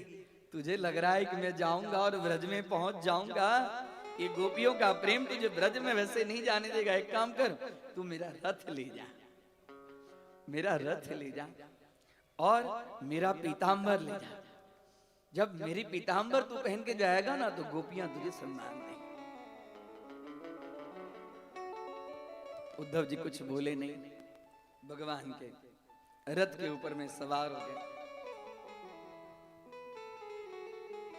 पीतांबर धारण किए, जा रहे हैं उद्धव ब्रज की यात्रा में। उद्धव ब्रज की यात्रा में जा रहे हैं, ब्रज के सीमा में जैसे प्रवेश किए कि वृक्षों ने तो इतनी जोर जोर से उद्धव के पास में भक्ति की वर्षा करने लगे कि लगा कि उद्धव को कि ये मैं कौन से नगरी में आ गया। सब वृक्ष सब कह रहे हैं कि उद्धव तू अपने ज्ञान का अहंकार यहाँ हटा दे, ये प्रेम की नगरी है, यहाँ तुम्हारे ज्ञान की कोई कीमत नहीं है। सारे वृक्ष सब जोर जोर से। और इतना ही नहीं, उद्धव जी जा रहे थे, जाते हवा का जोर सा झोंका आया और झोंका आते ही उद्धव जी का दुपट्टा कांटे में लग गया और कांटे में लगकर फट गया। वो कांटा कह रहा है, उलझ वस्त्रों में कांटे लगे उद्धव को समझाने। वो कांटे सब उद्धव को समझा रहे हैं कि तुम्हारा ज्ञान का पर्दा फाड़ देंगे वो प्रेम दीवाने। उद्धव, तुम्हें लग रहा है कि मैं बड़ा ज्ञानी हूं, अपने ज्ञान छोड़, यहां तो भक्ति है। लेकिन तो फिर भी था, अरे गांव की ग्वालिनी है, कभी तो कहीं गई नहीं, कुछ विद्या पढ़ी नहीं, छोटी मोटी इधर उधर इनको मोह हो गया। मैं जाऊंगा और द्वैत की बात करूंगा, वेदांत के बड़े बड़े तत्वमसी सिद्धांतों का वर्णन उनके सामने करूंगा। ये सब जो मोह में पड़ी है ना, वो सारी मोह इसके दूर हो जाएगी। हाँ, मेरे पास में जो ज्ञान है अभी देखी कहां है।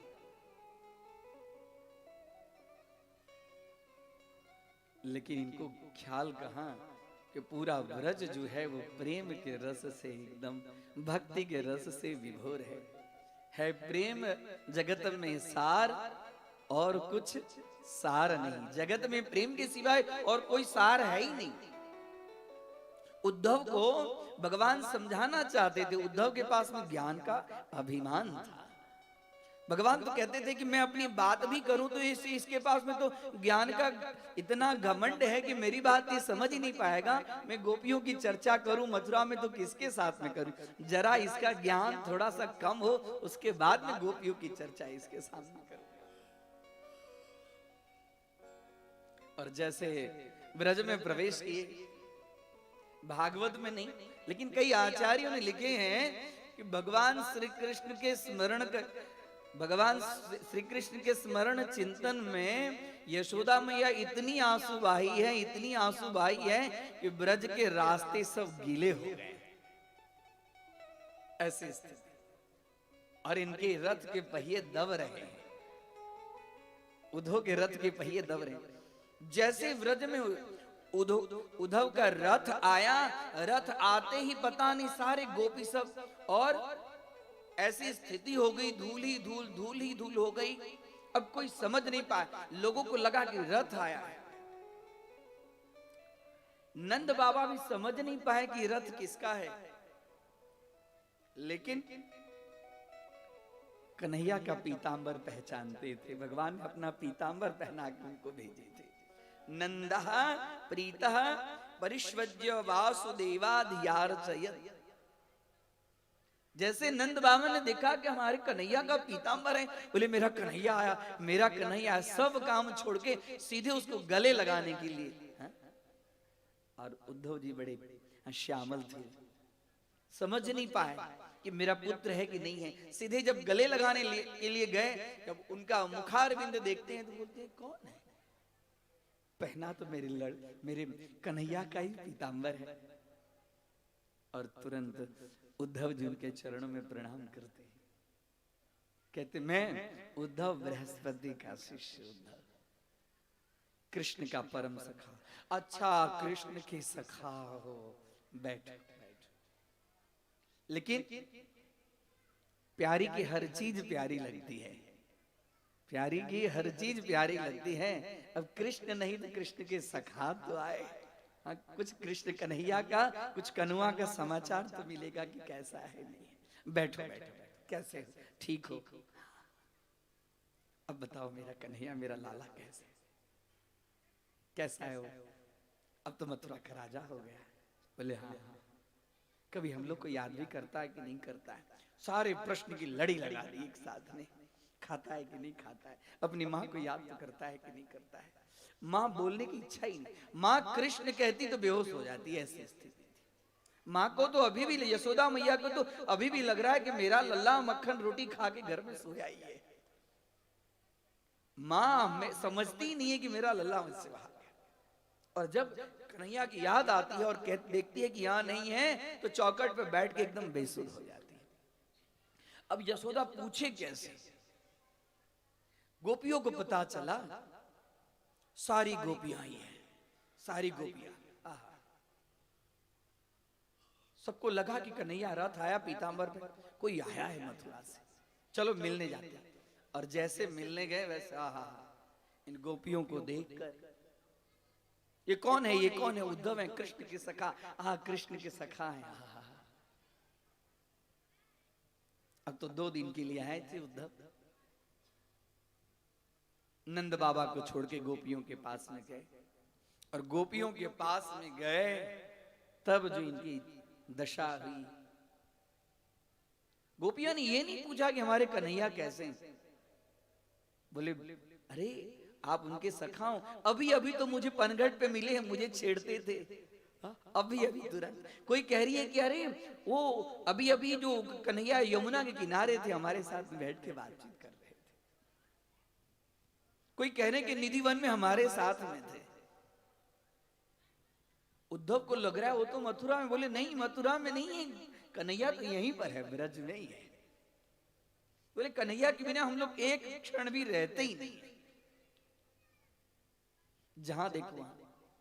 अरे कन्हैया, अरे जब द्रौपदी की आपको मालूम नहीं है उद्धव, जब अभी अभी कन्हैया हमारे साथ में थे, जब द्रौपदी के लाज रखने के लिए जब उसकी साड़ी कम पड़ गई ना, तो मैं स्नान कर रही थी, मेरी साड़ी लेकर गए वहां पे।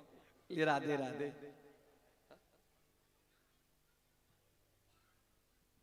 ऐसी स्थिति गोपियों की देखकर बोले को आपको मालूम नहीं है? अब ये तो आए थे यहां पर गोपियों का भ्रम तोड़ने के लिए। अब इनको लग रहा है कि कोई ऐसी गोपी नहीं है जो कृष्ण के साथ में नहीं है।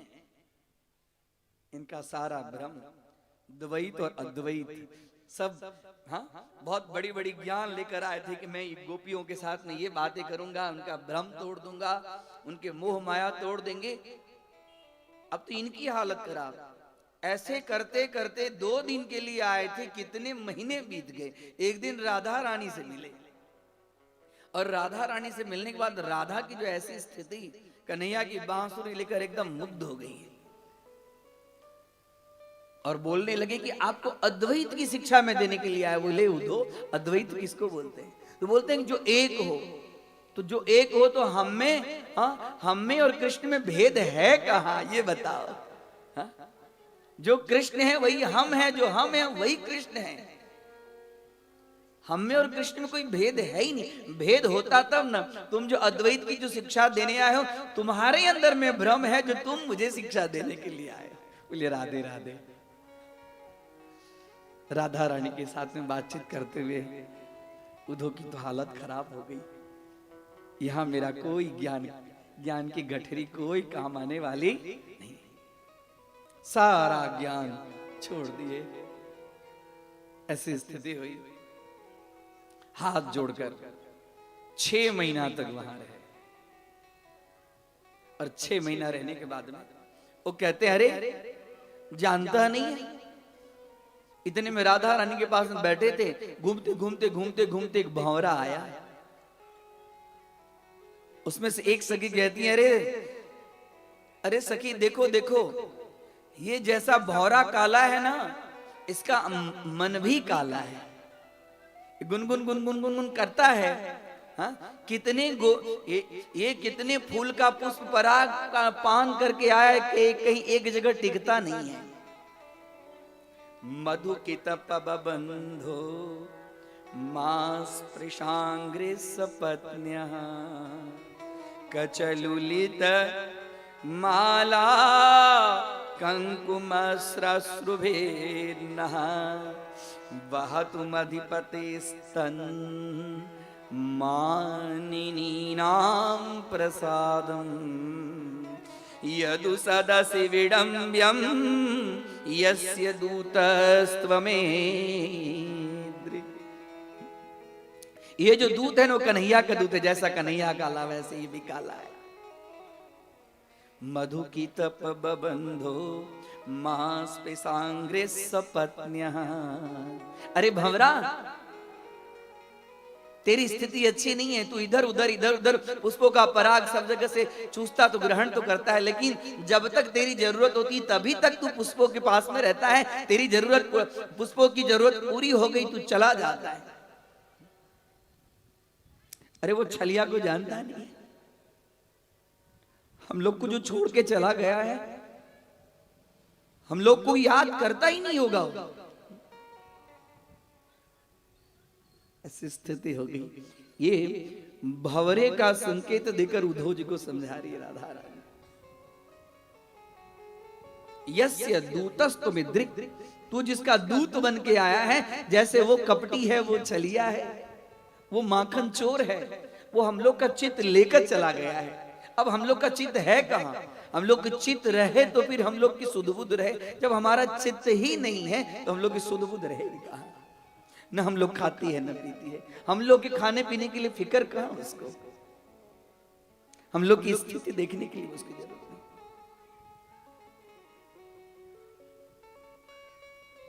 उद्धव के सारे ज्ञान नष्ट हो गए। उनको लग रहा है कि मैं ज्ञान की चर्चा, इन लोगों के पास में भक्ति की इतनी प्रगाढ़ता है, हम इनको हम क्या समझा पाएंगे? अरे हम समझाना चाहते हैं ब्रह्म है, इन लोग तो ब्रह्म के साथ में एकाकार होके जिस अद्वैत की बात हम करना चाहते हैं, ये तो संपूर्ण अद्वैत स्वरूप हो चुके हैं। ऐसी भक्ति 2 दिन के लिए आए थे, 6 महीना हो गया। अब जब जाने की तैयारी है, ऐसी स्थिति उद्धव की, सब गोपियां सब कहती है कि उद्धव जाना है तो जाओ, लेकिन इस व्रज के प्रत्येक रज में, प्रत्येक रेणु में जो है वो विराजमान है।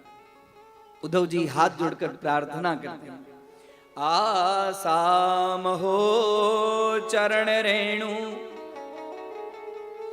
जामहम श्याम वृंदावने। हे वृंदावन, आसाम अहो चरण रेणु, जहां पर भगवान श्री कृष्ण के चरण रेणु सर्वत्र विद्यमान हैं।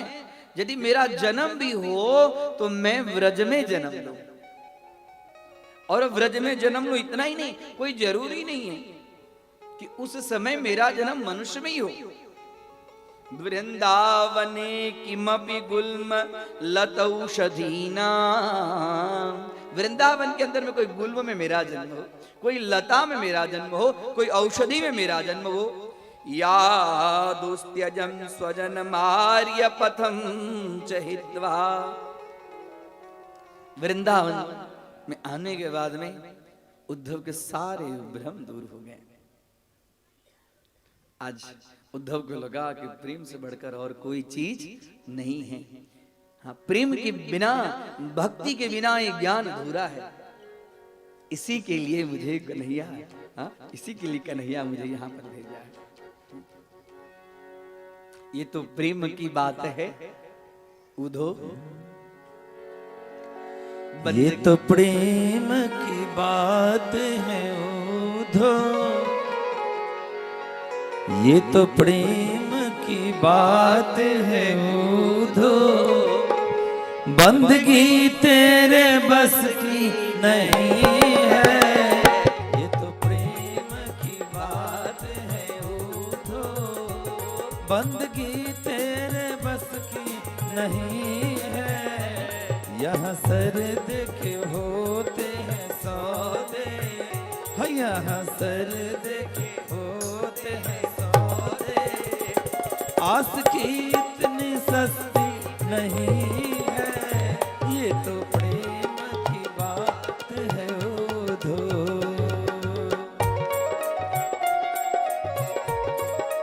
सारा जय हो। सारी शंकाएं दूर हो गई उद्धव की। जगत में प्रेम के सिवाय और कोई चीज है ही नहीं।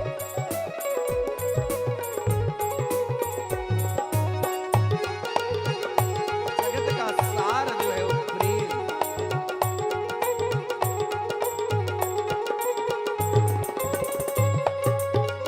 श्री राधे।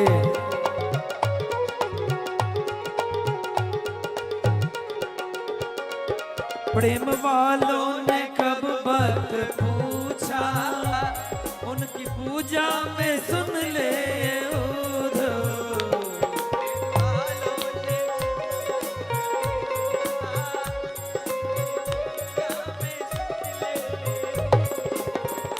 प्रेम वालों ने कब वक्त पूछा, उनकी पूजा में सुन ले उद्धव।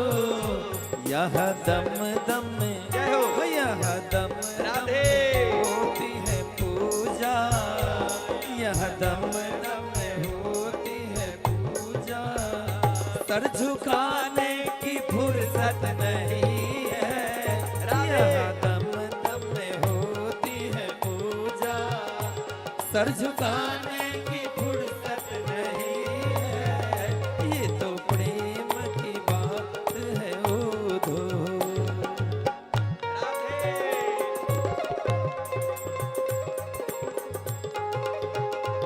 राधा रानी की जय।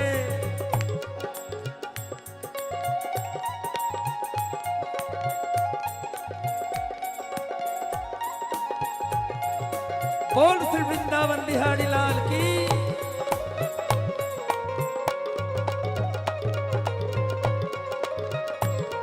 राधे।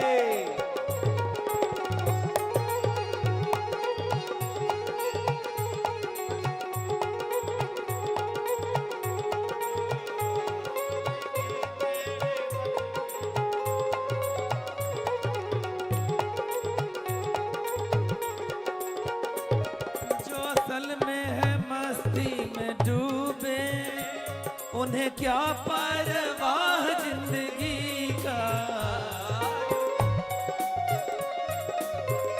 भगवान की मस्ती में डूबे। जो असल में है, जो असल में है, हाँ हाँ, जो असल में है मस्ती में डूबे, उन्हें क्या परवाह जिंदगी का।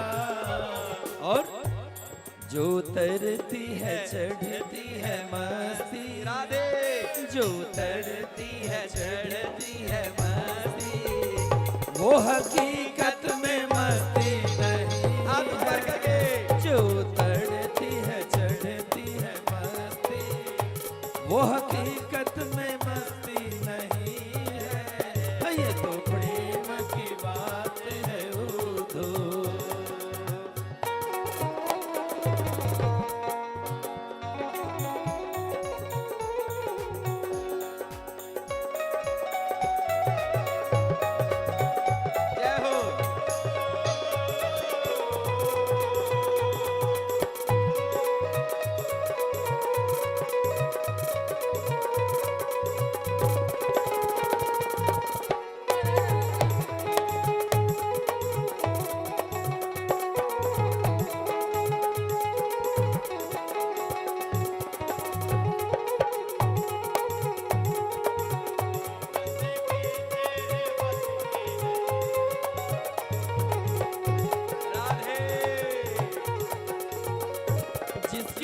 नजरे में है श्याम प्यारे, वो तो रहते हैं जग से नियारे। राधे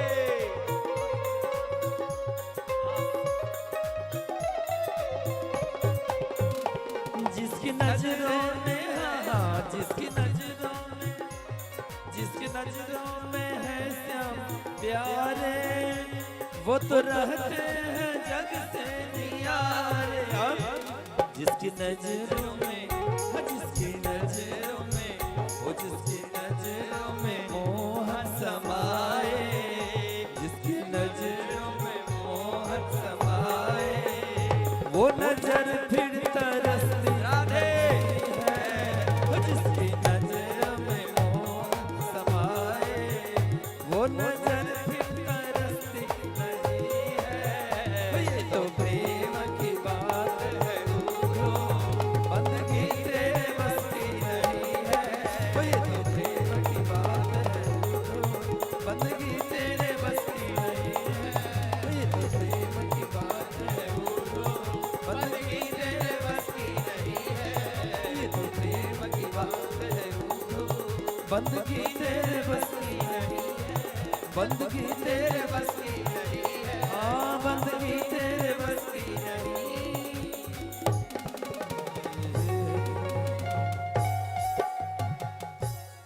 बोलिए राधा रानी की जय। राधा कृष्ण भगवान की जय।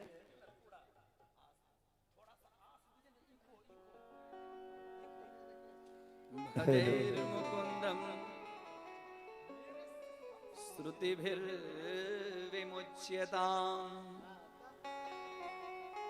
भगवान मुकुंद का स्मरण करने से,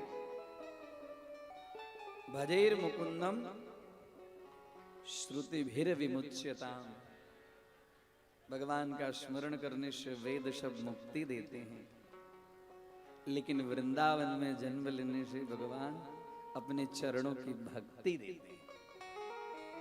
बोलिए वृंदावन धाम की जय।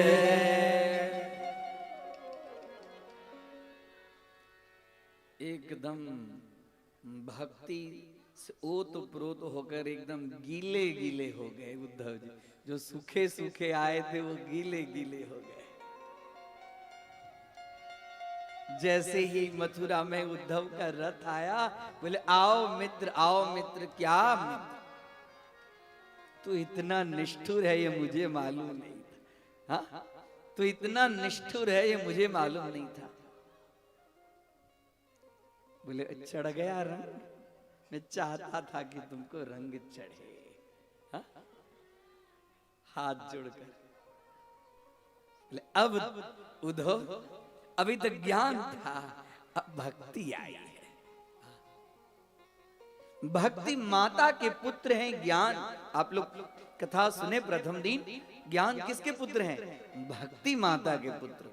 जब भक्ति होता है और भक्ति के बाद जो ज्ञान होती है, वह ज्ञान व्यक्ति को मुक्ति की तरफ ले जाता है। भक्ति बिना का ज्ञान जो है व्यक्ति को बंधन में डालता है। ज्ञान चाहिए, लेकिन ज्ञान के साथ में भक्ति चाहिए। भक्ति के बिना का ज्ञान अहंकार उत्पन्न करता है। कल चर्चा किए थे ना उपनिषद की बात, कि अज्ञानता से तो व्यक्ति का पतन होता ही है, उससे ज्यादा पतन होता है ज्ञान से। और ज्ञान जब भक्ति के साथ में जुड़ जाए तो व्यक्ति के अंतःकरण में वैराग्य उत्पन्न होता है। वैराग्य मतलब जटा ले ले, कमंडल ले ले, भगवा धारण कर ले, वो वैराग्य नहीं। विशिष्ट राग वैराग। विशिष्ट राग मतलब प्रेम, आसक्ति, ईश्वर के प्रति विशेष प्रकार का जो प्रेम है उसका नाम है वैराग। और जब तक भक्ति उत्पन्न न हो तब तक न श्रेष्ठ ज्ञान न श्रेष्ठ वैराग। आओ मित्र ना, अब तेरे से बात नहीं करते, इतने दिनों तक तू मुझे वंचित रखा। बोले नहीं, मेरी इच्छा थी, मैं अकेले मथुरा में बात किससे करता, मेरी इच्छा थी कि तुम एक बार जरा व्रज जाओ। बोले गए तो 2 ही दिन के लिए थे मेरे से छुट्टी लेकर कि मैं 2 दिन में वापस आऊंगा, 6 महीने हो रहे हैं। बोले तो तेरे तेरे स्मरण के कारण मैं आ गया, बाकी तो मैं अब तो भगवान से प्रार्थना करके आया कि जन्म भी दे मुझे तो व्रज के रेणु में मुझे जन्म दे, व्रज के लता में औषधियों में जन्म दे। पूछते हैं मेरी माँ तो ठीक थी ना? नंद बाबा तो ठीक थे। सारे गोपिका कुशल पूछते हैं। सब आए, दोनों मित्र भोजन करते हैं। अब धीरे धीरे मथुरा के ऊपर में अब कंस की दो पत्नियां थी। अभी तक सुखदेव जी महाराज ने भागवत के अंदर में कंस की पत्नियों का जिक्र नहीं किया। जब कंस चला गया तब उसकी पत्नी की जिक्र की। अस्ति प्राप्तिश्च कंसस्य महिष्यो भरतर्षभ मृते भरतरि दुःखार्ते ईयतो रमपेतृगृहान्। मृते भरतरि दुःखार्ते, भरतरि अर्थात स्वामी, मृते मतलब जब पति मर गए तो कंस की जो दो पत्नियां थी, अस्ति प्राप्तिश्च कंसस्य महिष्यो भरतर्षभ, महिषी मतलब रानी भरतर्षभ, और मृते भरतरि दुःखार्थ, दुख हुआ अब कंसी नहीं है तो ईयतुरम पितृगृहान, पिता के घर गई। दो पत्नी कंस की, कौन कौन सी? अस्ति और प्राप्ति। अस्ति प्राप्तिश्च कंसस्य, अस्ति मतलब है, अस्ति मतलब है, और प्राप्ति मतलब जो नहीं है उसको प्राप्त करने की इच्छा। कंस जो है वो लोभ का प्रतीक है। लोभ, लोभ के कारण ही ना पिताजी को कैद खाने में डाल दिया और स्वयं बैठ गया। कंस लोभ का प्रतीक है। और लोभ की दो पत्नियां हैं। वो कंस की बात नहीं है, हमारे अंदर में जो बैठा है उस कंस की बात है। बोली राधे राधे। हमारे अंदर जो लोभ है वो है कंस, और इसके दो पत्नियां हैं अस्ति, मतलब है हमारे पास में जो है उसको मैं बिल्कुल ही कुछ इधर उधर खर्च नहीं करना चाहता हूँ, व्यय नहीं करना चाहता हूँ। हमारे पास में जो हमेशा बना रहे। और प्राप्ति जो नहीं है उसको हमेशा मैं कैसे प्राप्त करूं, चाहे किसी भी प्रकार से प्राप्त करने की लालसा। ये जो दो चीज हमारे अंदर में है वो कंस की दो पत्नियां हैं, लोभ की दो पत्नियां हैं। सुखदेव जी राजा को कहते हैं कि जब कंस चला गया तो अस्थि प्राप्ति कहां गई? तो जरासंध के पास। जरासंध की पुत्री है। अब जरासंध की कथा, जरा और संधि का नाम है जरासंध। जरा और संधि, जरा अर्थात वृद्धावस्था, और वृद्धावस्था का संधि काल का नाम है जरासंध। अब यहां पर श्रीमद् भागवत के उत्तरार्ध की कथा, ये कथा 50वें और 51वें अध्याय की कथा है। व्यक्ति का जीवन जब 50 के ऊपर में जाता है तो वृद्धावस्था धीरे धीरे उसके ऊपर में आता है, यानी कि जरासंध का धीरे धीरे आगमन हो जाता है। और जब जरासंध का आगमन होता है तो 50 वर्ष की अवस्था के बाद में अस्थि और प्राप्ति उसको ज्यादा हैरान करती है। बोलिए राधे राधे। जरासंध, अब जरासंध के मन में हुआ कि मेरी दोनों पुत्री बिना राज्य के कैसे रहेगी। अभी तक तो उग्रसेन राजा राज्य करते थे, अब सीधे आए 23 अक्षोहिणी सेना लेकर।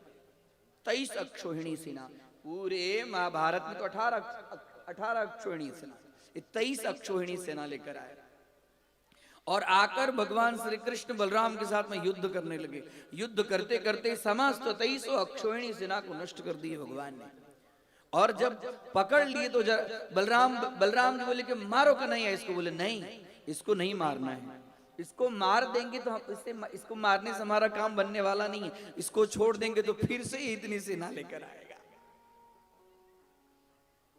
भगवान को तो इस पृथ्वी के ऊपर में जो पापियों का भार था वो कम करना था, तो इधर उधर जाएंगे उसकी अपेक्षा एक ऐसे एजेंट को पकड़ रहे हैं कि धीरे धीरे धीरे धीरे पकड़ कर लाए और फिर से ऐसे करते करते भगवान ने एक बार जरासंध को छोड़ दिया, दूसरी बार फिर से 23 अक्षौणी से न लाया, फिर से सारे अक्षौणी सारे असुरों को संहार करके छोड़ दिए, तीसरी बार चौथी बार ऐसे करते करते 17 बार, बोले राधे राधे,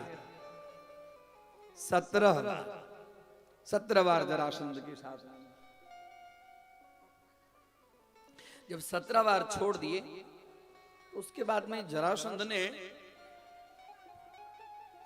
एक यज्ञ किया और यज्ञ में ब्राह्मणों को कहा कि मैं यज्ञ कर रहा हूं, और यज्ञ करने के बाद में हे ब्राह्मण देवता, यदि मैं इस युद्ध में नहीं जीता तो आप लोगों की खैर नहीं।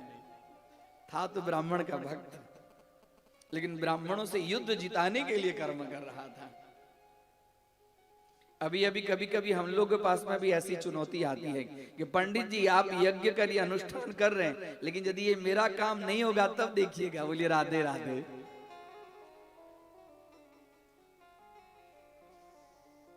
कभी भी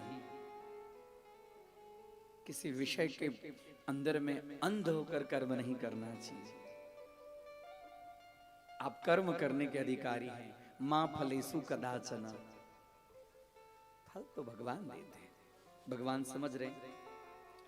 इस इतने में जरासंध की एक मित्रता हुई काल यवन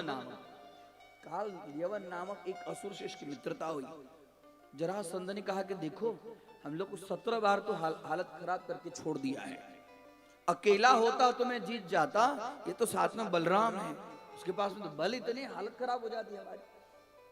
और तुमने तो भगवान ब्रह्मा जी से वरदान तपस्या करके वरदान प्राप्त किया है कि कोई यदुवंशी, काल यवन ने ब्रह्मा जी से वरदान लिया कि कोई यदुवंशी मुझे मारे नहीं। जो तुमने वरदान प्राप्त किया कि कोई यदुवंशी तुम्हें मारेंगे नहीं, तुम जाओ कृष्ण के साथ में युद्ध करो। और आए काल यवन युद्ध कर भगवान श्री कृष्ण के साथ में युद्ध करने। भगवान तो बोले कि यदुवंशी से मरने वाला नहीं है, अब इसके साथ में इतना कितना युद्ध करने का कोई फायदा नहीं है। तो युद्ध में भगवान युद्ध छोड़कर दौड़ने लगे, और भगवान जब रण छोड़कर दौड़ने लगे तो काल यवन भी इनके पीछे पीछे दौड़ने लगा। रुक रुक, कहां जा रहा है रण छोड़कर, कहां जा रहा है रण छोड़कर। भगवान रण को छोड़ रहे हैं और काल यवन उनका पीछा कर रहा है। उसी दिन से भगवान का नाम पड़ गया रणछोड़। बोलिए रणछोड़ राय भगवान की जय।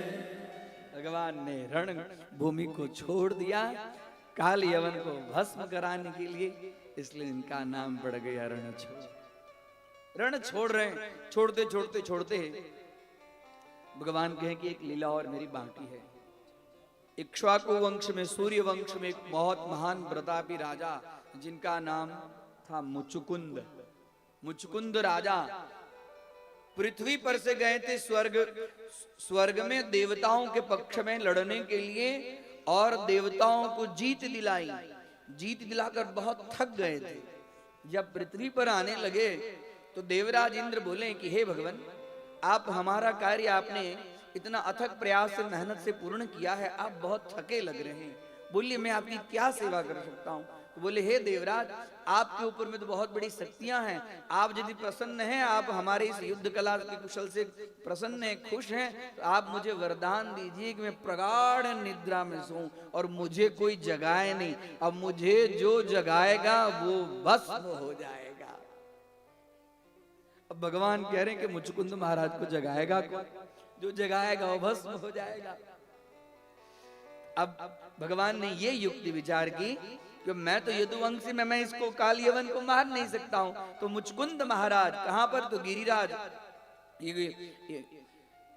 ये गुजरात में है गिरनार, गिरनार पर्वत की एक गुफा में मुचुकुंद महाराज शयन कर रहे थे। भगवान उसी गुफा में गए और अपना दुपट्टा पीला पीतांबर मुचुकुंद महाराज के ऊपर में रख दिए और अपने घुस गए। और इधर काल यवन दौड़ते दौड़ते दौड़ते एकदम वो भी थक गया था। कहाँ गया मेरे से युद्ध करने के बदले भाग पा रहा है। बोला ओ चलते चलते थक गया, इसके लिए यहाँ सोया और सीधे एक लात मारा, और जैसे लात मारे वैसे मुचुकुंद महाराज की नींद, आंख खुली, नींद टूटी, और जैसे मुचुकुंद महाराज को तो वरदान मिला था कि जो कोई जगाएगा और उनकी नींद तोड़ेगा, नींद तोड़ते ही भस्म हो जाएगा। मुचकुंद महाराज ने जैसे देखा वैसे ही काल यवन भस्म हो गया। बोले कृष्ण कन्हैया लाल की जय। इस तरह से भगवान ने बड़ी सुंदर लीला करके हाँ मुचकुंद महाराज को जागृत भी कराया कि बोले राजन राजन उठिए, आप त्रेता में कहां सोए थे और अभी तो द्वापर चल रहा है। उसके बाद में मुचकुंद महाराज को भगवान ने अपना सुंदर स्वरूप का दर्शन कराया। सशंक चक्रम सकरीत कुंडलम सपीत वस्त्रम सरशीयुहेक्षणम सहार वक्षस्थल कौस्तुभ श्रियम नमाम विष्णुम शीर्षा चतुर्भुजम। इस तरह से भगवान ने मुचकुंद महाराज को दर्शन देकर उनको कृतार्थ किए और कहे कि हे भगवान, अब आप यहाँ से उठिए और तप करने के लिए जाइए। और मुचकुंद महाराज वहां से उठकर और गंधमादन पर्वत पर तप करके अपने शरीर का परित्याग किया। उठ जाग मुसाफिर भोर भई अब रन कहाँ जो सोवत है। उठ जाग मुसाफिर भोर भई अब रन कहाँ जो सोवत है। जो सोवत है सो खोवत है, जो जागत है सो पावत है। उठ जाग मुसाफिर भोर भई अब रन कहाँ जो सोवत है।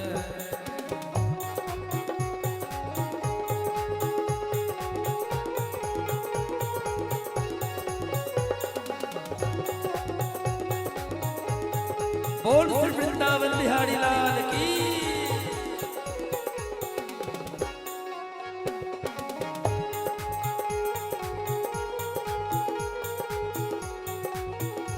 टुक नींद से अखियाँ खोल जरा और अपने प्रभु से ध्यान लगा।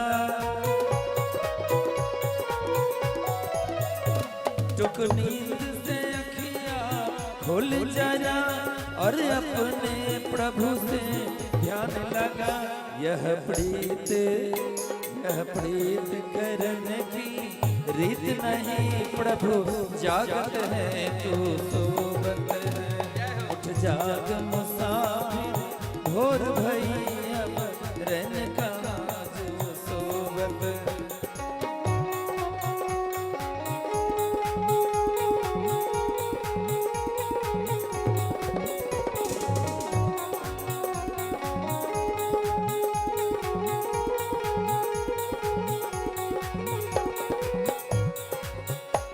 जो कल करना है सो आज कर ले, जो आज करना है सो अब कर ले। जो कल करना है सो आज कर ले, जो आज करना है सो अब कर ले। जब चिड़िया ने चुग खेत लिया फिर पछताए क्या होवत है। उठ जाग मुसाफिर भोर भई अब रन कहाँ जो सोवत है।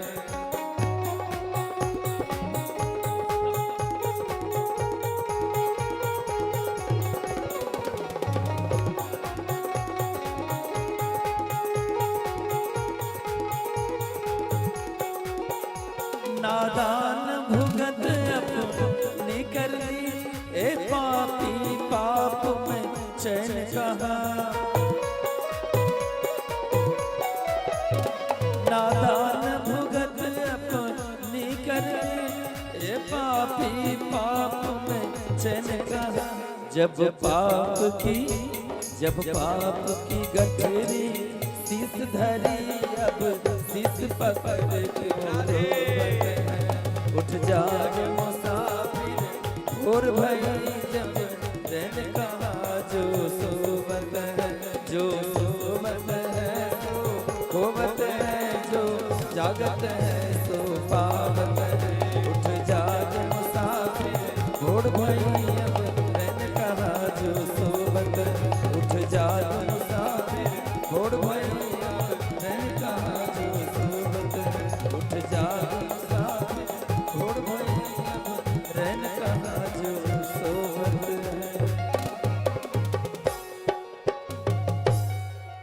कृष्ण कन्हैया लाल की जय। बड़ी सुंदर मुचकुंद महाराज की कथा। उसके बाद में फिर से जरासंध फिर से आकर उत्पात मचाने की कोशिश कर रहा है। अब बलराम जी कहते कन्हैया अब मुझे यहाँ इस नगरी में नहीं रहना, बहुत उत्पात हो रहा है, मैं इस नगरी को छोड़ के अपनी एक दूसरी नगरी बसाऊंगा। तो बलराम जी ने आनर्त करके वहां पे है, आनर्त जिसको कहते हैं ओखा, ओखा, वहां पे बलराम जी ने अपनी नगरी बसाई और रेवतक राजा की पुत्री रेवती से बलराम जी ने विवाह किया और वहीं पर आनंद से रहने लगे। इसके बाद में फिर से जरासंध ने जो आक्रमण किया, अब भगवान बोले कि इस बार तो इसने ऐसा संकल्प लेकर किया था कि यदि मैं नहीं जीतूंगा तो सारे ब्राह्मणों की हालत खराब कर दूंगा। तो ब्राह्मणों के ऊपर में कृपा करने के लिए भगवान ने जरासंध को जिताया और खुद वहां से भाग गए और वो मथुरा नगरी छोड़कर विश्वकर्मा को आदेश दिए कि हमारे लिए समुद्र के बीच में एक सुंदर नगरी का निर्माण करो। और विश्वकर्मा ने समुद्र के बीच में एक सुंदर नगरी का निर्माण किया। और उसके बाद में फिर से भगवान श्री कृष्ण दाऊ भैया बलराम भैया को याद करते हैं और कहते हैं कि सारे यदुवंशियों को वहां पर आप ले जाइए समुद्र के बीच में। समुद्र का नाम है अनंत और भगवान का भी नाम है अनंत। वो और विश्वकर्मा ने बड़ी सुंदर नगरी का निर्माण कर दिया। निर्माण तो कर दिए, सारे यदुवंशियों को भी उसके अंदर में दे दिए। अब वो उस नगरी की शोभा इतनी अनुपम थी कि उसमें से निकलने का रास्ता ही किसी को मालूम नहीं। जहां जाते थे वहीं पर जैसे भगवान का दर्शन हो ऐसा उनको। द्वारे द्वारे कम ब्रह्म यस्य सा द्वारिका। बोलिए द्वारिका धाम की जय। द्वारिका को धाम कहते हैं। विश्वकर्मा ने सुंदर द्वारिका की नगरी। द्वारे द्वारे कम ब्रह्म यस्याम सा द्वारिका। यह शरीर ही द्वारिका है, इस शरीर ही द्वारिका है। और इस शरीर के जितने द्वार हैं, द्वारे द्वारे कम, जितने सारे द्वार हैं सभी द्वार में भगवान को बसा लीजिए, द्वारिका धाम यही हो जाएगा। और इस शरीर के जिन इंद्रियों से भगवान का स्मरण नहीं होता है, महापुरुष कहते हैं, आचार्य कहते हैं, जिन इंद्रियों से भगवान का स्मरण नहीं होता है उन इंद्रियों से पाप होता है। तो शरीर के जो जितने इंद्रियां हैं, द्वार हैं, सभी द्वार से भगवान का स्मरण करें। शरीर के द्वार कौन कौन से? आंख है, आंख से भगवान का दर्शन करना चाहिए। कान है, भगवान, कान से भगवान की कथा सुननी चाहिए। जिह्वा है, मुख है, इससे भगवान का नाम लेना। त्वगिंद्रिय है, शरीर है, हाथ है, हाथ है, पांव, भगवान जी की सेवा करनी। जिस इंद्रियों से भगवत कार्य नहीं होता है, भगवत कार्य विमुख जो इंद्रियां होती हैं वह पाप करने की इच्छा करती है। इसके लिए अपने समस्त इंद्रियों को भगवत कार्य में संलग्न कीजिए। द्वारे द्वारे कम ब्रह्म। भगवान ने सभी यदुवंशी को द्वारका के द्वारों का दर्शन कराया और स्वयं रहने लगे द्वारिका में। द्वारिका समुद्र के अंदर में है। जो वास्तव में द्वारिका भगवान ने बनाया वो तो द्वारका चली गई, ये तो दूसरी द्वारिका है जो वेद द्वारका जिसको कहते हैं। भगवान विश्वकर्मा ने जिस द्वारकापुरी का निर्माण किया वो द्वारकापुरी समुद्र में भगवान जब सुधाम गए तो द्वारकापुरी भी चली गई। द्वारकापुरी का दर्शन करना चाहिए। द्वारिका धाम है, जैसे मिथिला धाम है वैसे द्वारिका भी धाम है। धाम किसको कहते हैं? धाम का अर्थ क्या है?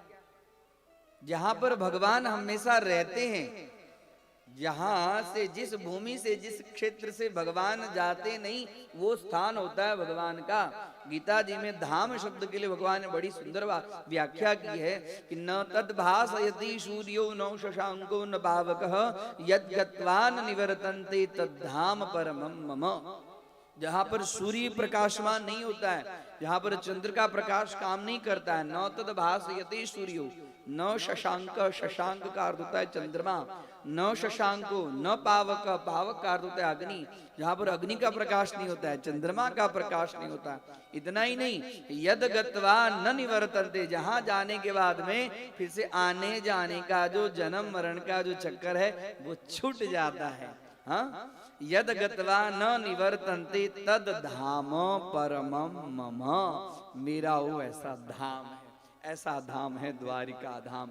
बोलिए द्वारिका धाम की जय। द्वारिका में भगवान राज्य करने लगे, तभी से भगवान का नाम पड़ गया द्वारिकाधीश की जय। सब द्वारिका में आनंद पूर्वक। अब किसी को यहाँ किसी से भय नहीं। जरासंध बार बार बार बार आकर युद्ध करने के लिए सबको, प्रजा को एकदम दुखी कर देता। अब तो यहाँ पर बलराम जी की भी शादी हो गई। अब धीरे धीरे धीरे धीरे सुखदेव जी महाराज कन्हैया की शादी की कथा करते हैं, लाला की शादी की कथा। आज है ना रुक्मिणी विवाह, रुक्मिणी मंगलम। सब लोग सज धज के आए हैं, बोली राधे राधे। हाँ हाँ, सबसे पहले पहले बहुत सारे लोग गिफ्ट लेकर, देखिए कितना ऊंचा हो गया हा? सभी लोगों का गिफ्ट। अब ये गिफ्ट कन्हैया के लिए है कि रुक्मिणी के लिए पता नहीं है। राधे राधे। रुक्मिणी के लिए। हाँ बिल्कुल, कन्हैया का गिफ्ट तो कल होगा। राधे राधे। बड़ी सुंदर कथा। सुखदेव जी महाराज वैरागी हैं, परमहंस हैं, लेकिन तो फिर भी विवाह की कथा करने में और सुनाते किसको है तो राजा परीक्षित को, जो मरणासन्न अवस्था में व्यक्ति है। अब कल तक्षक आएगा और आज रुक्मिणी माता के विवाह का उत्सव। अब विवाह के उत्सव, अब ऐसे समय में जो आदमी मरने की तैयारी करेगा उसको विवाह की कथा अच्छी लगेगी? बोलिए राधे राधे।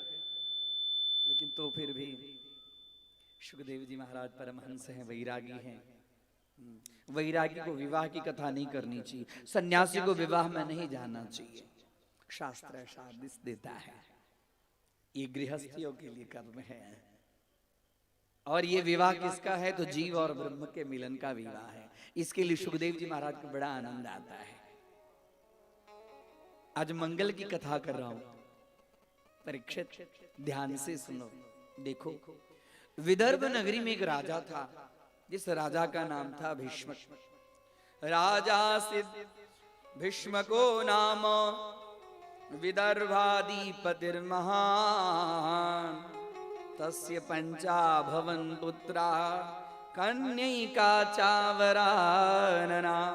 राजा सिद्ध एक राजा था, उसका नाम था भीष्मको नाम, और विदर्भाधिपतिर्महान, विदर्भ नरेश, जहां पे हमारी कथा होने वाली है नागपुर को कहते हैं विदर्भ।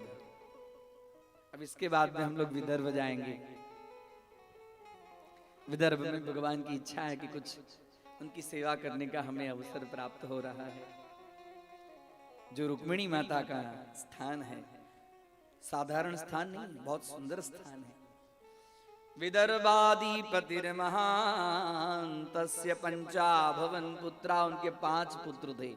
पंचा अभवन पुत्रा, 5 पुत्र, और कन्यैका चावरानना, एका कन्या, कन्यै च एका वरानना। वरानना मतलब वरम आननम मुखम यस्यम यासा वरानना, जो सुंदर श्रेष्ठ मुख वाली है, जिसका मुख कमल बड़ा सुंदर है, उसके लिए वरानना शब्द। वरानना शब्द भगवती महालक्ष्मी के लिए बहुत सुंदर। और जब से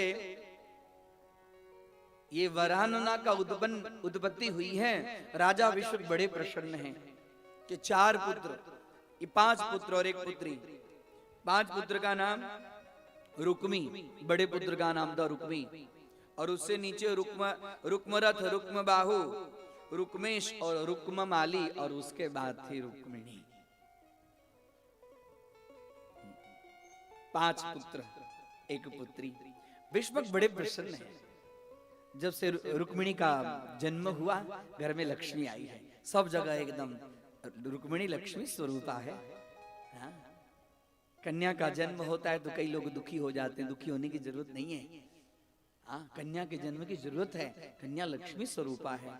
कन्या ही नहीं रहेगा, प्रकृति नहीं रहेगा तो ये जगत का संचालन कैसे होगा? हाँ, इसके लिए कन्या की जरूरत है। कई जगह पोस्ट में ऐसा मिलता है कि बेटी को नहीं जन्माओगे तो बहू कहां से लाओगे। राधे राधे।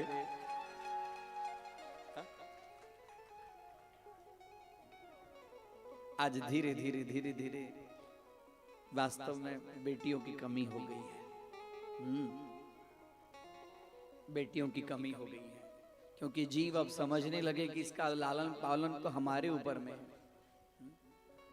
पता नहीं एक घंटे के बाद में क्या लालन पालन होगा, उसका कोई ठिकाना नहीं। और उसके बाद में बेटी की विवाह की चिंता।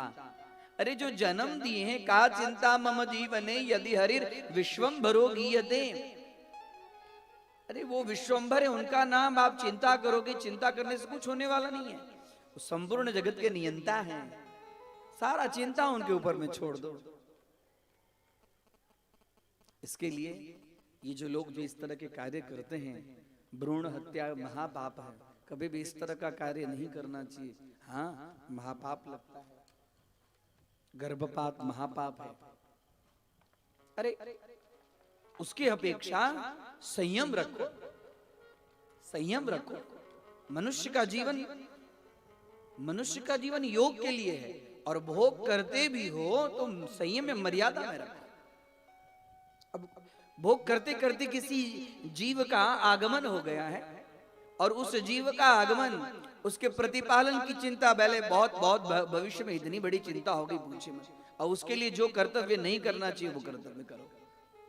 अब वो कर्तव्य करते हो, उसका प्रत्यवाय क्या होता है जिसका ठिकाना नहीं। गर्भ हत्या से एक जीव की हत्या करना, और उस जीव को भी उत्पन्न हम नहीं किया है, हमने ही उत्पन्न किया है और हम ही उसको मार दें। और अपने जीव को मारने का प्रत्यवाय क्या लगेगा जिसका वर्णन नहीं। वास्तव में गृहस्थ आश्रम में पुत्र की जितनी जरूरी है ना, उससे ज्यादा जरूरी कन्या की है। हम कथा में बार बार कहते हैं कि जिसके घर में कन्या हो ना, उसको मंदिर जाने की जरूरत नहीं। रोज सुबह उठ उसको प्रणाम कीजिए, बस साक्षात भगवती स्वरूप है। उसके घर में ही मंदिर है, उसके घर में ही मंदिर है। कन्या भगवती स्वरूप है। नवरात्रि की पूजा विधि विधान से कीजिए, लेकिन कुमारी का पूजन नहीं करेंगे तो नवरात्रि की पूजा पूर्ण नहीं मानी जाती है। कुमारी का साक्षात भगवती स्वरूपा है। हम कहते हैं भगवती स्वरूपा, और काम हम कैसा करते हैं? नहीं करना चाहिए, शास्त्र निषेध करती है। घर में कन्या तो चाहिए, क्योंकि कन्या दान से बढ़कर और कोई दान, बोलिए राधे राधे, है ना। कहने के लिए हम कहते हैं कन्या दान से बढ़कर जगत में और कोई दान है ही नहीं। इसके लिए भगवान से प्रार्थना करो कि नारायण तो आए लेकिन लक्ष्मी को लेके आइए। विदर्भ बड़े खुश है कि मेरे घर में लक्ष्मी आई है, और जब से आई है तब से हम सब प्रसन्न हैं। डरते हैं कि ये कहीं मुझे छोड़ के चली न जाए। इसके लिए हमेशा भगवती से प्रार्थना करनी चाहिए कि हमारे घर में कन्या का जन्म दो। आजकल तो अपने माता पिता का ख्याल जितना पुत्र नहीं रखते, उससे ज्यादा लड़कियां रखती है। बोलिए राधे राधे, है ना। हाँ,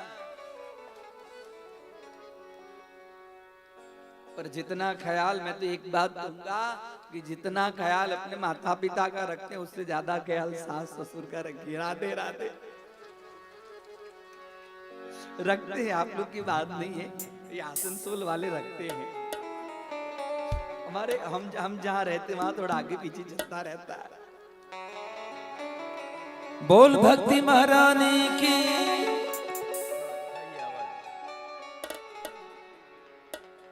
जब भक्त नहीं होंगे, जब भक्त नहीं होंगे, भगवान कहाँ होगा। जब भक्त नहीं होंगे, भगवान कहाँ होगा।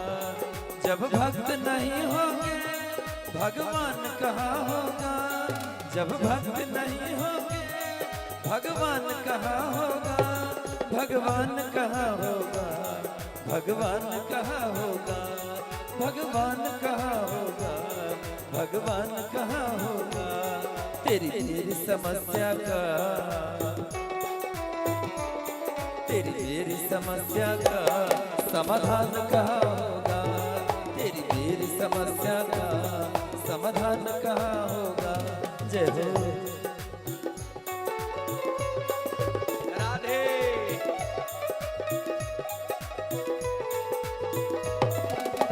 श्री राधे। झूमो नाचो, आज नाचने का दिन है। हाँ? राधे। अभी भगवती का विवाह होगा, हमारे बाल कृष्ण का विवाह होगा। भक्त हुए लाखों राधे। और भक्ति भी करते हैं।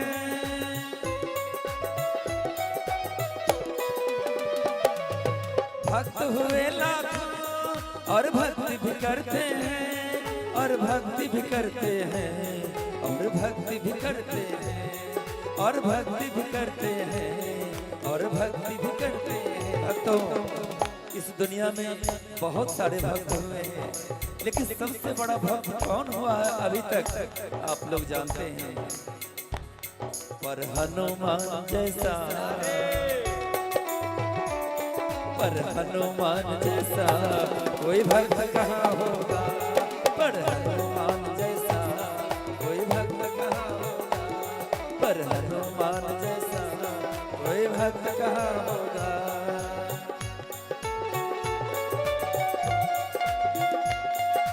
भाव से झूमे, नाचे। हरिओम।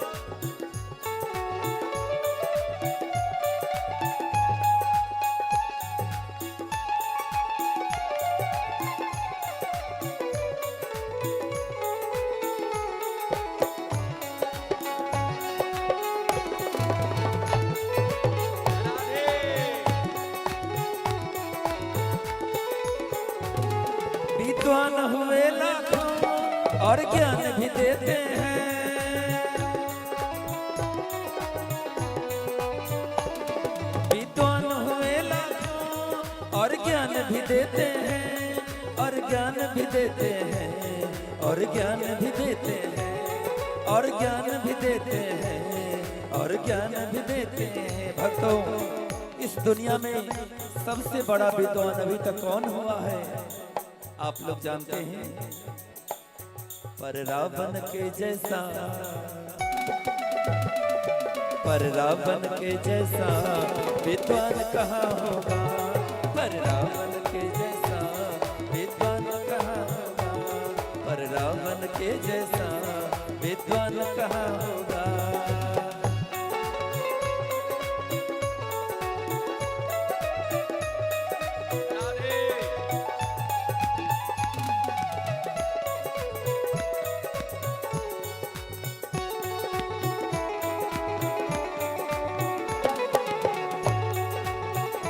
कृष्ण कन्हैया लाल की।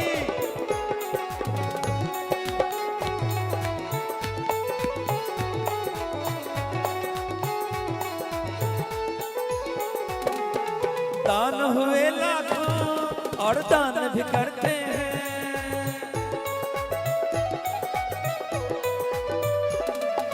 दान हुए लाखों और दान भी करते हैं, और दान भी करते हैं, और दान भी करते हैं, और दान भी करते हैं, और दान भी करते हैं। भक्तों, कैसा दान। पर कन्यादान जैसा, जय हो। पर कन्यादान जैसा कोई दान कहाँ होगा। पर कन्यादान जैसा कोई दान कहाँ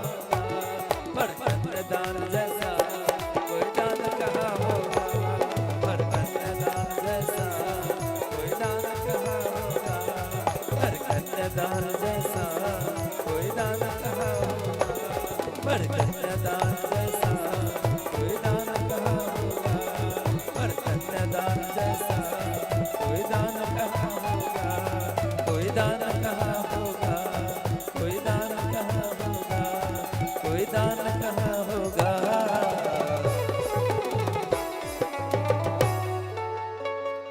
बोले राधा कृष्ण भगवान की।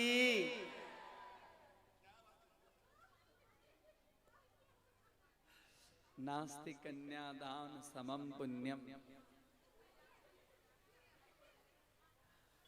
भगवान की बड़ी कृपा होती है तो जीव को कन्यादान का अवसर देते हैं। हाँ?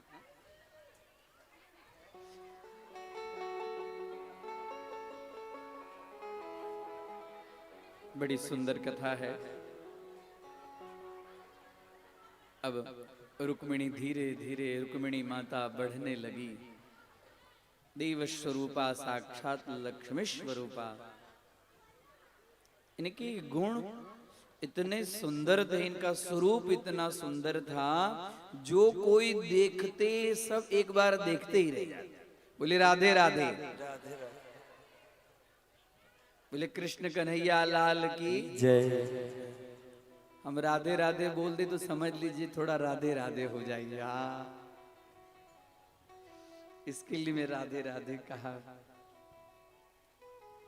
रुक्मिणी माता का रूप गुण उनके लक्षण की सब जगह चर्चा हो रही। धीरे धीरे धीरे धीरे ये विवाह के योग्य हो गई।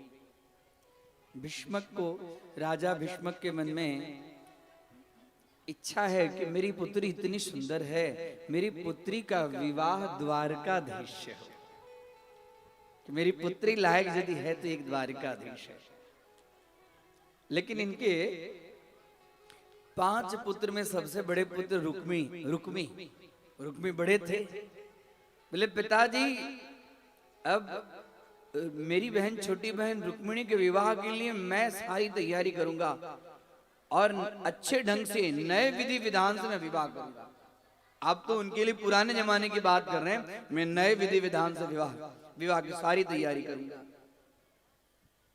बोले बहुत अच्छी बात है बेटा, कहीं लड़का वगैरह देखे हैं? बोले हाँ हाँ, मेरा परम दोस्त चेदी नरेश शिशुपाल है। और जैसे सुने कि शिशुपाल कि भीष्म का मन छोटा हो गया, शिशुपाल के साथ में करूंगा। अब देख बेटा, ये सब व्यवहार तो तेरे को निभाना है, मैं तो बूढ़ा हो गया, अब कैसे किसके साथ में व्यवहार निभाएगा, अब तो सारी जवाबदारी तेरे मत्थे है। बोले चिंता करने की जरूरत नहीं है, मैं ऐसी शादी करूंगा कि दुनिया देखती रह जाएगी। अब इधर रुक्मिणी माता भी भगवान द्वारिकाधीश की चर्चा सुनकर एकदम मन से भगवान द्वारिकाधीश को पति बना चुकी थी। और जैसे ही शिशुपाल के लिए बात आई, एकदम दुखी हो गई। और दुखी होते कहे, बोले किसको कि इस तरह से मेरे मन में द्वारिकाधीश है। अपने भाभी के पास में गई। भाभी भैया ने तो इस तरह से बातचीत निश्चित कर दिया शिशुपाल के साथ में, लेकिन मेरी इच्छा नहीं है। ननद जो है वो भाभी के सामने खुल के बात करती, राधे राधे। हाँ, ननद और भाभी का रिश्ता बड़ा अलग रिश्ता है, दोनों तरह से राधे राधे। हाँ हाँ, लेकिन रुक्मिणी माता कहती है अपनी भाभी से, बोले देख, अब मैं तेरे भैया को तो मैं भी बोल नहीं सकती हूँ, यदि तेरा मन द्वारिकाधीश के पास में है तो द्वारिकाधीश को एक पत्र लिख के भेज दे। ये तो मेरे दिमाग पे ही नहीं आया था भाभी। ठीक है, मैं एक पत्र लिखता हूँ, लेकिन क्या कहूं? अब आपने कहा मैं ये बात तेरे भैया से नहीं कहूंगी। रुक्मिणी माता 7 श्लोकों में प्रेम पत्र, अपना पत्र, हाँ, कोई लव लेटर आज से नहीं चालू है, राधे राधे। हाँ, लव लेटर तो बहुत पहले से चालू है, हाँ, रुक्मिणी माता ने शुरू किया। और सुंदर प्रेम पत्र, प्रेम पत्र नहीं है, 7 श्लोक मतलब सप्तपदी है। जो सातों जन्म से मैं आपकी ही हूं और आपकी ही रहूंगी। यदि आप हमें स्वीकार नहीं करेंगे तो मैं इस शरीर को जला दूंगी, लेकिन इस शरीर के ऊपर में और किसी का अधिकार आपके सिवाय नहीं है। सुंदर पत्र लिखी, एक श्लोक दो श्लोक, उनके प्रेम, उनके जो पत्र हैं उसका, रुक्मिणी माता का पत्र बड़ा सुंदर पत्र है। श्रुत्वा गुणान् भुवन सुंदर शृण्वतां ते निर्विश्य कर्ण विवरेर हरतोंग तापम रूपां दृशां दृशिमता खिलतार्थ लाभम त्वय्यच्युता विशति चित्रम तत्र चित्रम पत्र पंच। हे भुवन सुंदर, श्रुत्वा गुणान भुवन सुंदर शृण्वतां ते। यहां पर रुक्मिणी माता ने प्रथम श्लोक लिखा, सुंदर एक भोजपत्र के ऊपर में लिखी। यहां पर भगवान के लिए रुक्मिणी माता ने दो विशेषण दिए हैं कि हे नाथ आप कैसे हैं। तो श्रुत्वा गुणान, मैंने सुना है आपके गुण को। श्रुत्वा मतलब सुनना, आपके गुणों को हमने सुना है। आप कैसे हैं? तो भुवन सुंदर शृण्वतां ते, आप भुवन सुंदर हैं, मतलब 14 भुवन में आप जैसा सुंदर और कोई पुरुष नहीं है। आपके सुंदर के, आपके सौंदर्य गुण के ऊपर में मैं न्योछावर हूं। सुंदर मतलब खाली शरीर से सुंदर की बात नहीं है, आपका प्रत्येक, आपके प्रत्येक कार्य सुंदर है। आपका मन सुंदर है, आपकी दृष्टि सुंदर है, आपका शरीर सुंदर है, आपके कार्य सुंदर है, आपके विचार सुंदर है, सब सुंदर है आप। इसके लिए आप कैसे हैं? तो भुवन सुंदराम ते, आप भुवन सुंदर हैं।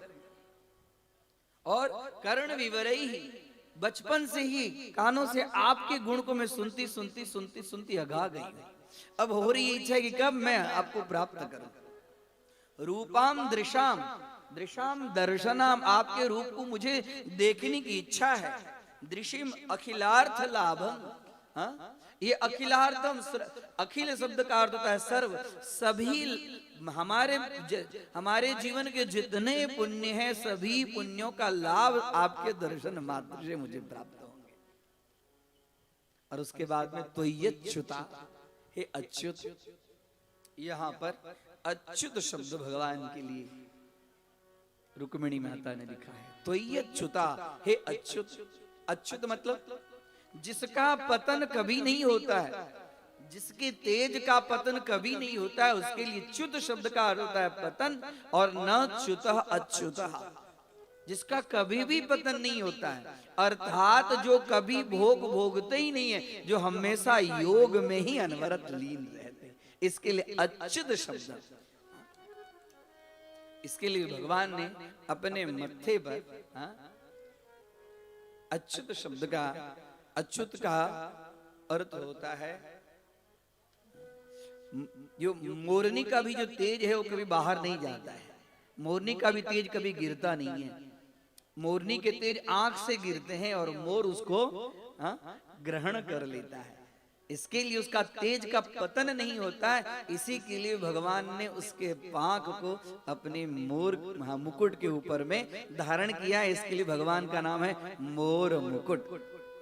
बोली कृष्ण कन्हैया लाल की जय। मोर मुकुट धारण करने वाले की जय।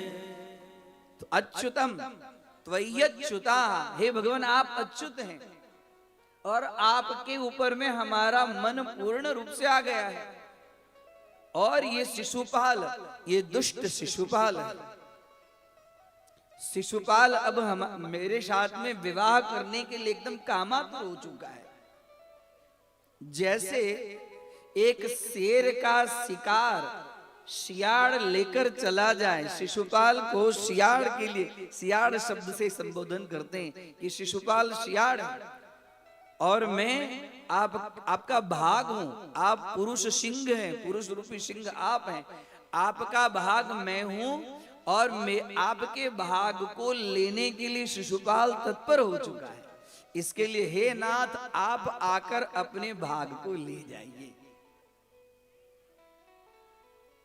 बड़ी सुंदर भगवती रुक्मिणी महारानी ने 7 श्लोकों में 7 श्लोक अर्थात सप्तपदी है ये, सप्तपदी है। विवाह में सप्तपदी होती है ना, 7 वचन निभाते हैं, तो वही 7 सप्तपदी के रूप में 7 श्लोकों से भगवान श्री कृष्ण के सुंदर गुणों का वर्णन करके एक सुदेव नामक ब्राह्मण को कहते हैं, हे ब्राह्मण देवता आप मेरा इतना काम कर दीजिए, ये द्वारिकाधीश के पास में इस पत्र को पहुंचा दीजिए।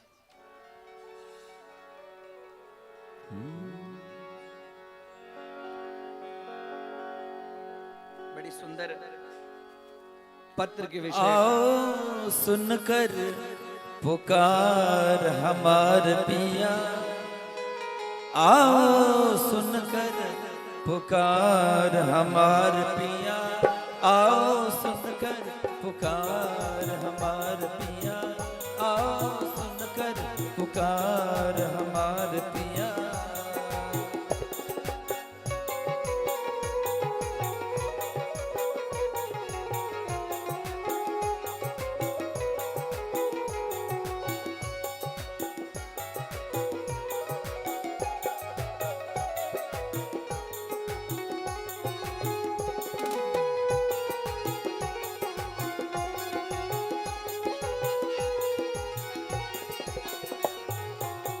भाई बाप मिले कर मनमानी, भाई बाप मिले कर मनमानी, ब्याह मेरे शिशुपाल संग ठानी, ब्याह मेरे शिशुपाल संग ठानी, वह भी है तैयार हमार पिया, आओ सुनकर पुकार हमार पिया, आओ सुनकर पुकार हमार पिया।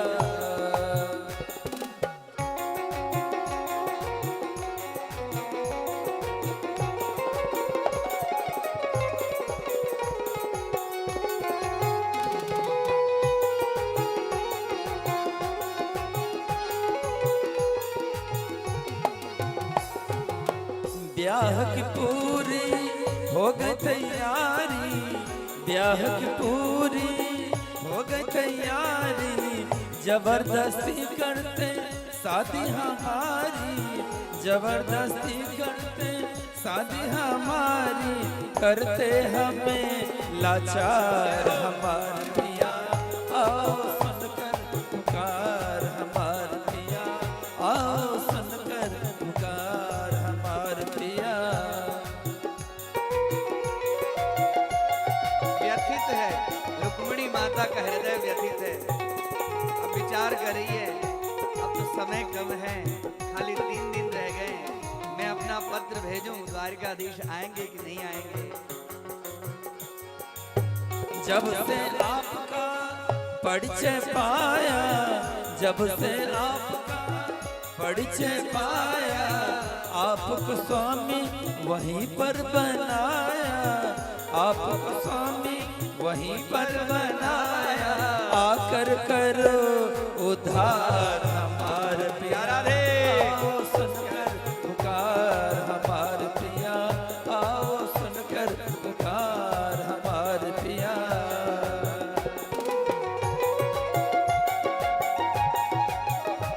भगवान भक्त की पुकार सुनते हैं आर्त भाव से, और लक्ष्मी माता स्वयं, हे भगवान आप आइए, मैं आपके लिए व्याकुल हूं।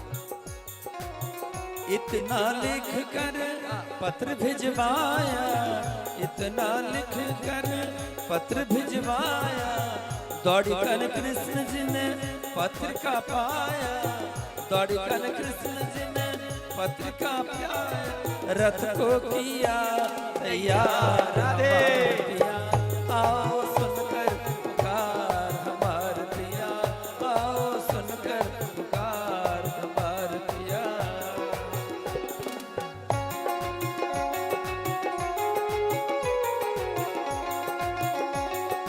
राधे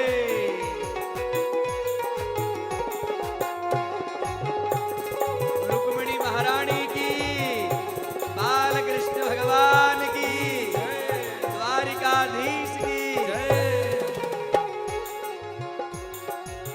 रथ पर बैठ जी श्याम जी आए, रथ पर बैठ श्री श्याम जी आए, रुक्मिणी को लेकर रथ में बिठाए, रुक्मिणी को लेकर रथ में बिठाए, रुक्मिणी ने दिया ललकार हमार पिया, आओ सुनकर पुकार हमार पिया, आओ सुनकर पुकार हमार पिया, आओ सुनकर पुकार हमार पिया, आओ सुनकर पुकार हमार पिया, आओ सुनकर पुकार हमार पिया, आओ सुनकर पुकार हमार पिया, आओ सुनकर पुकार हमार पिया।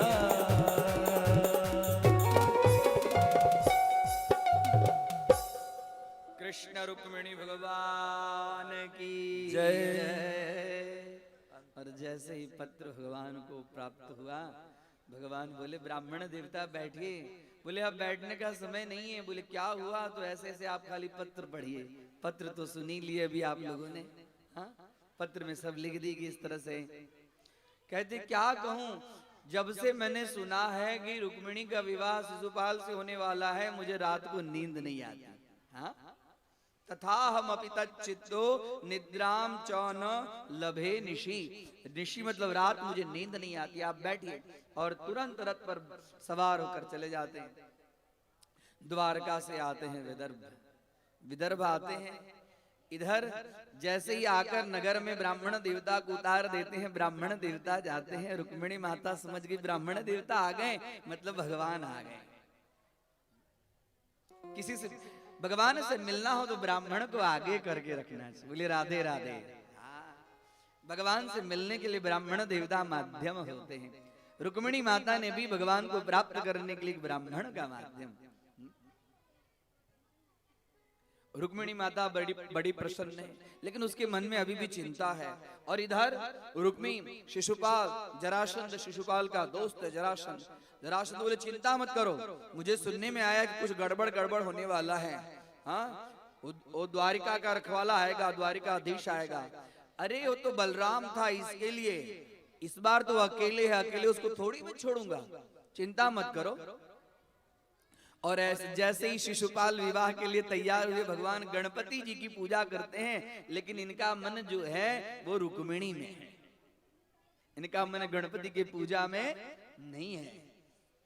भगवान गणेश जी कहते हैं कि पूजा तो हमारी करता है और मन कहीं और रखता है, तो तेरा कार्य कैसे निर्विघ्न पूर्ण होगा। बोले राधे राधे।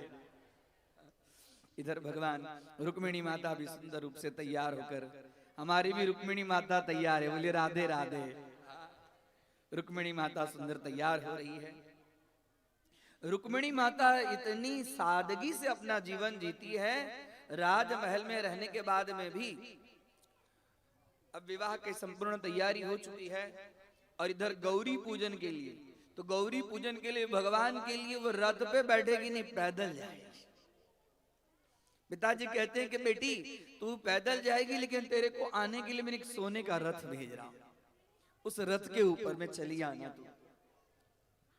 अब यहाँ इधर मन में रुक्मिणी माता के अंदर में व्याकुलता, और इधर पदा चलंती कलहंस गामिनी धीरे धीरे धीरे धीरे गौरी माता के दर्शन के लिए, गौरी पूजन अंबिका पूजन के लिए जाती है।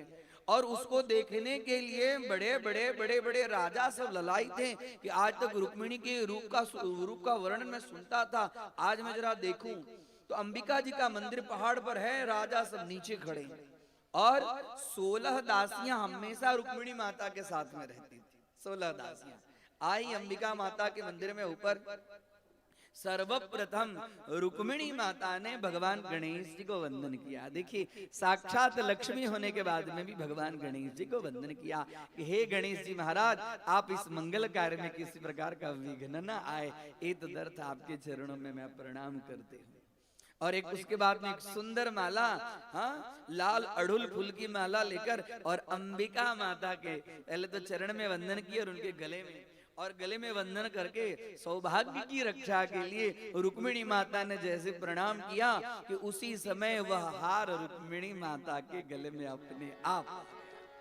बोलिए रुक्मिणी महारानी की। रुक्मिणी माता को शुभ संदेश मिला कि मैया ने पुष्प का हार हमारे गले में दे दिया है, हमारा कार्य मंगल ही होने वाला है। और उसके बाद में रुक्मिणी वर्णन मिलता है कि जैसे ही अंबिका मंदिर से भगवती निकली और निकलते हुए बड़े बड़े राजा सब उनको देखने के लिए लाई थे, तो और इधर भगवान श्री कृष्ण का रथ आ चुका है और रुक्मिणी माता के आंखों से इतनी जोर से तेज निकली, उस तेज के फलस्वरूप में सारे राजा सब चकाचौंध हो गए, कई के चक्कर आ गए। और जब इधर रुक्मिणी माता के लिए इधर रथ था और भगवान बाल कृष्ण का, भगवान द्वारिकाधीश का इधर रथ था, सब दासियां कहती हैं अरे राजकुमारी, अरे राजकुमारी रथ इधर है। बोले अब उस रथ पे मुझे जाने की इच्छा नहीं है। और सीधे गए और सीधे ही भगवान रथ पर सवार हैं। वर्णन ऐसा मिलता है कि सामने से हाथ रुक्मिणी माता ने दिया और जैसे हाथ दिया वैसे हमारे कन्हैया बड़े चतुर हैं पकड़ने में, सीधे हाथ पकड़े और रुक्मिणी माता को अपने रथ के ऊपर में बिठा के और जयकार जोर से शंख बजाए और विदा हो गए। बोले रुक्मिणी महारानी की जय। और भक्तों, भगवान श्री कृष्ण और रुक्मिणी जी अभी विवाह मंडप पे उपस्थित होने जा रहे हैं। आप सभी लोग झांकी का भी दर्शन करेंगे। आइए।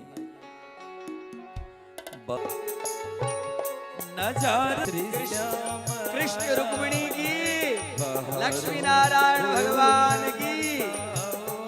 मेरे श्री श्याम आया, मेरे श्री श्याम आया है, बहारों फूल बरसाओ। मेरे श्री श्याम आया, मेरे श्री श्याम आया। बोलिए रुक्मिणी महारानी की, लक्ष्मी नारायण भगवान की, द्वारिकाधीश की। सुंदर छवि, अलौकिक छवि, ऐसा दृश्य, ऐसा स्वरूप जीवन में कभी कभी ऐसा रूप का दर्शन होता है। इन्हें हमारे यजमान श्री से निवेदन करूंगा, इनको तिलक करें, पुष्प की माला अर्पण करें।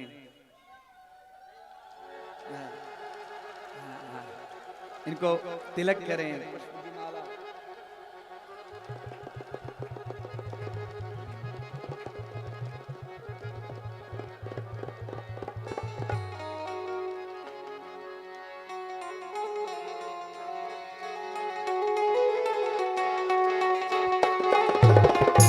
मंगल तिलक करें।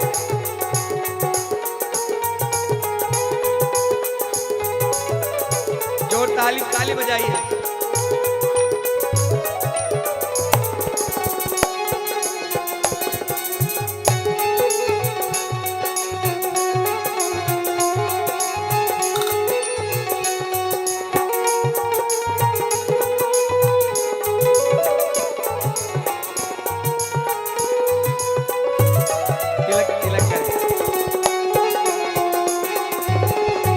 जय हो कृष्ण रुक्मिणी की जय। कृष्ण रुक्मिणी की, कृष्ण रुक्मिणी की, द्वारिकाधीश की, द्वारिकाधीश की। फूल की माला, फूल की माला।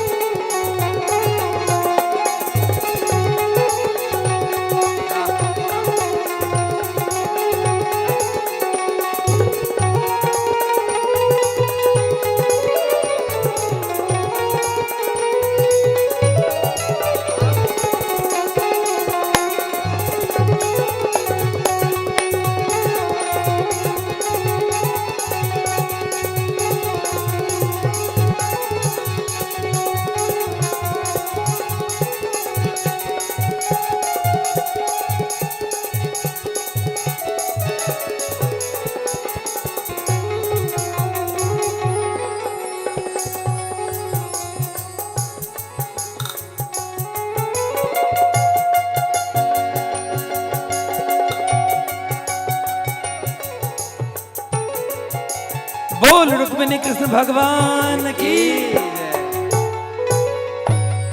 आइए हम लोग शादी विवाह में तो नाचना जरूरी रहता है ना।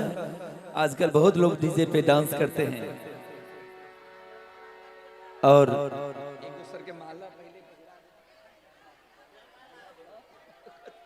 और देखिए अभी बोलिए कृष्ण रुक्मिणी भगवान की की जय, अरे आवाज जोर से आनी चाहिए। कृष्ण रुक्मिणी भगवान की जय द्वारिकाधीश की जय। मैं आग्रह करूंगा हमारे इस कार्यक्रम के आयोजक जी श्रीमती निभा जी से भगवान के हाथ में पुष्प दें और इधर रुक्मिणी मैया के हाथ में फूल की माला दें।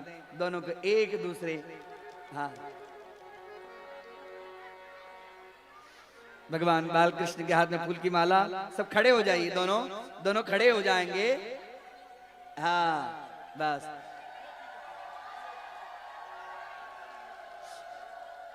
किंचित मंगल एक दूसरे के हाथ में माला दें। बोले द्वारिकाधीश की जय। हमारे कन्हैया बंसी को बड़ा सोच सब संभाल के रखते हैं। ताली बजाइए। जय हो, जय हो।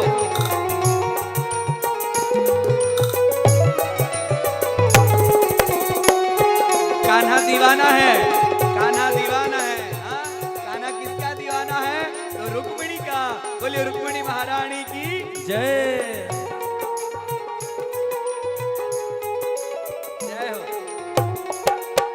हमारी रुक्मिणी माता एकदम आनंदित है।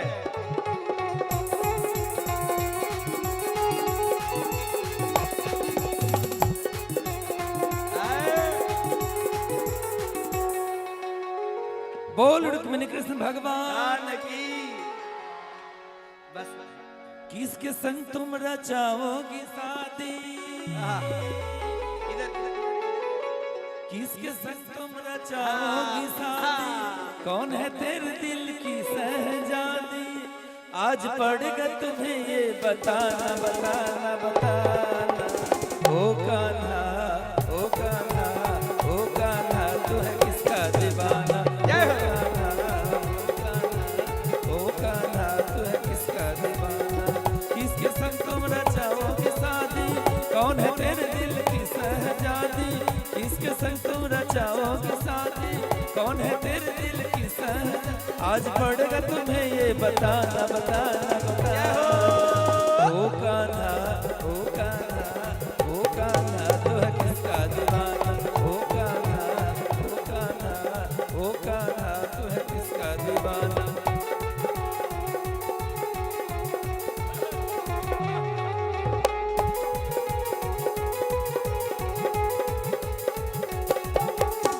राधे जोर के ऊपर है।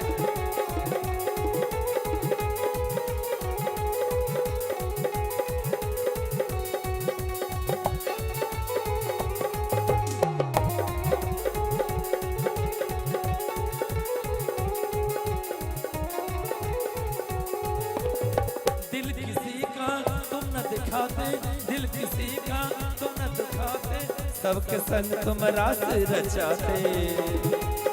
राधे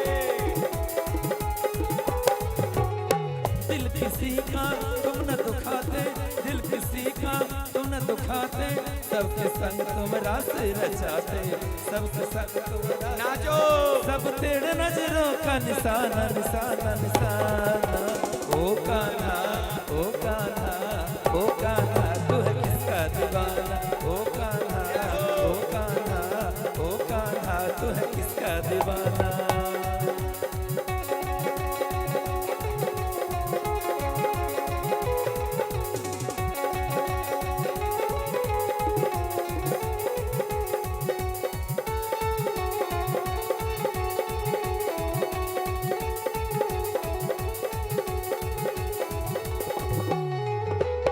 तेरे ही संग में देखे गुजरिया, तेरे ही संग में देखे गुजरिया, तेरे ही प्यार में सब है बबरिया।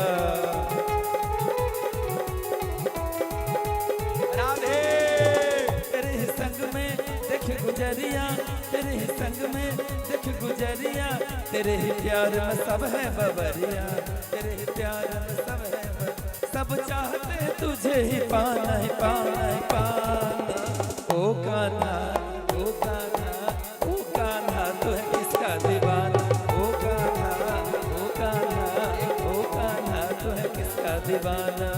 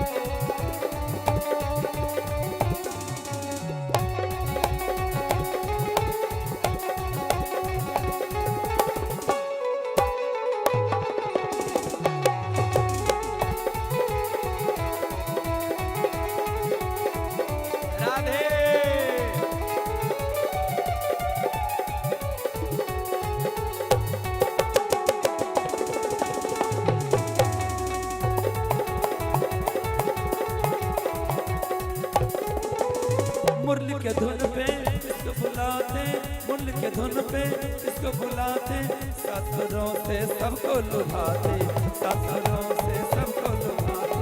मुरली के धुन पे इसको बुलाते, मुरली के धुन पे इसको बुलाते, सासुरों से सबको लुभाते, सासुरों से सबको लुभाते। सिखा कहाँ से ये मुरली बजाना बजाना बजाना।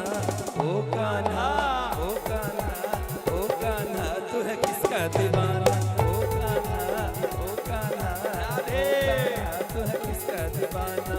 किसके संग तुम रचाओगे शादी, कौन है तेरे दिल की सहजादी, किसके संग तुम रचाओगे शादी, कौन है तेरे दिल की सहजा। आज पड़ेगा तुम्हें ये बताना बताना बताना। ओ कान्हा ओ कान्हा ओ कान्हा तू है किसका दीवाना, ओ कान्हा ओ कान्हा ओ कान्हा तू है किसका दीवाना, ओ कान्हा ओ कान्हा तू है किसका दीवाना, ओ कान्हा ओ कान्हा ओ कान्हा किसका दीवाना, ओ कान्हा ओ कान्हा ओ कान्हा तू है किसका दीवाना।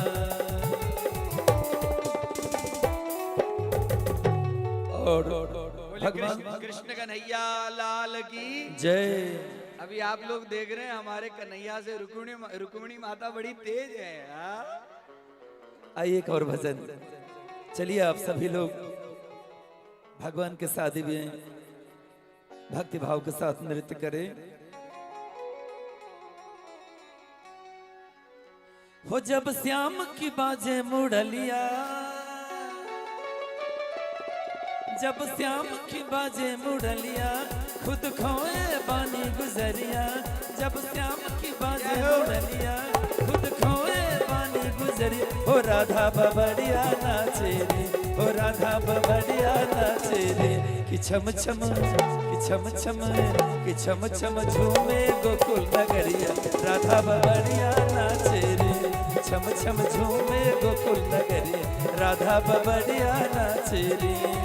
जब श्याम की बाजे मुरलिया, खुद खोए बानी गुजरिया, जब श्याम की बाजे मुरलिया, खुद खोए बानी गुजरिया। हो राधा बबड़िया नाचे रे, हो राधा बबड़िया नाचे रे, कि छम छम कि छम छम हो छम छम झूमे गोकुल नगरिया।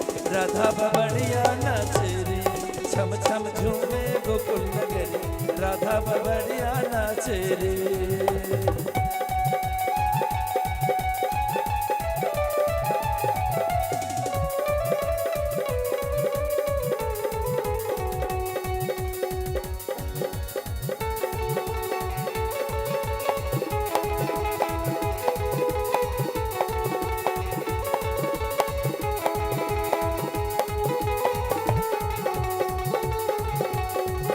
द्वारिकाधीश की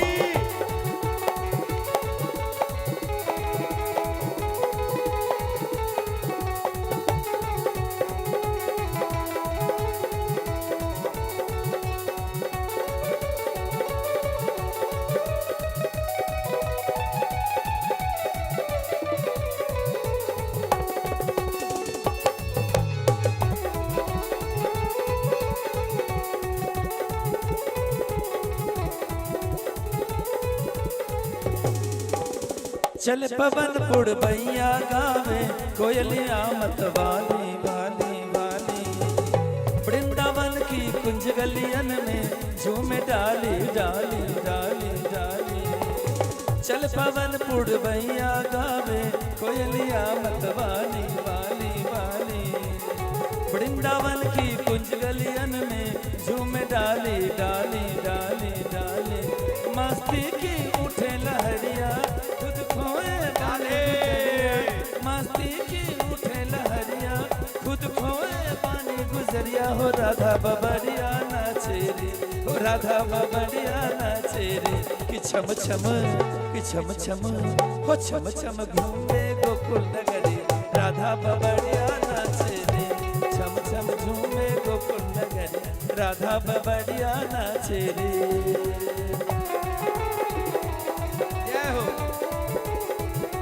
राधे रुक्मिणी कृष्ण भगवान की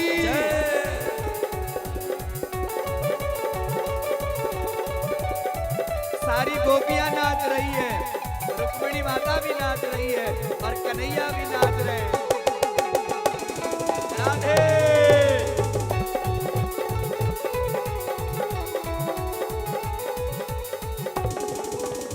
सासुरों की सरगम गूंजे गूंजे मस्त तराने तराने तराने।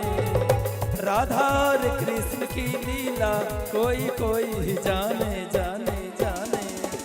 सासुरों की सरगम गूंजे गूंजे मस्त तराने तराने तराने। राधा और कृष्ण की लीला कोई कोई ही जाने जाने जाने। छवि ऐसे निहारे गुजरिया गुजारे ही सारे उमरिया। छवि ऐसे निहारे नजरिया गुजारे ही सारे नजरिया। हो राधा बबरिया नाचे रे, हो राधा बबरिया नाचे रे। कि छम छम हो छम छम कि छम छम झूमे गोकुल नगरी। राधा बबरिया नाचे रे, छम छम झूमे गोकुल नगरी। राधा बबरिया नाचे रे।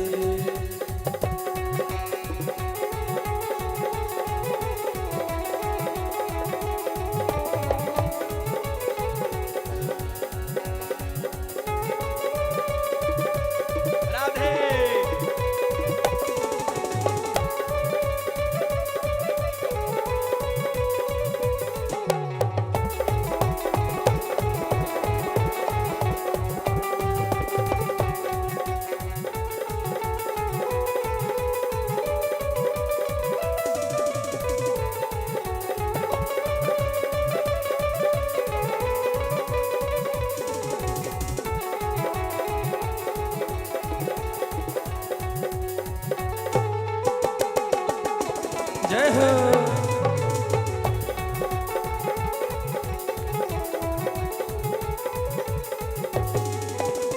कदम के छैया कृष्ण कन्हैया मुरली मधुर बजाए बजाए बजाए।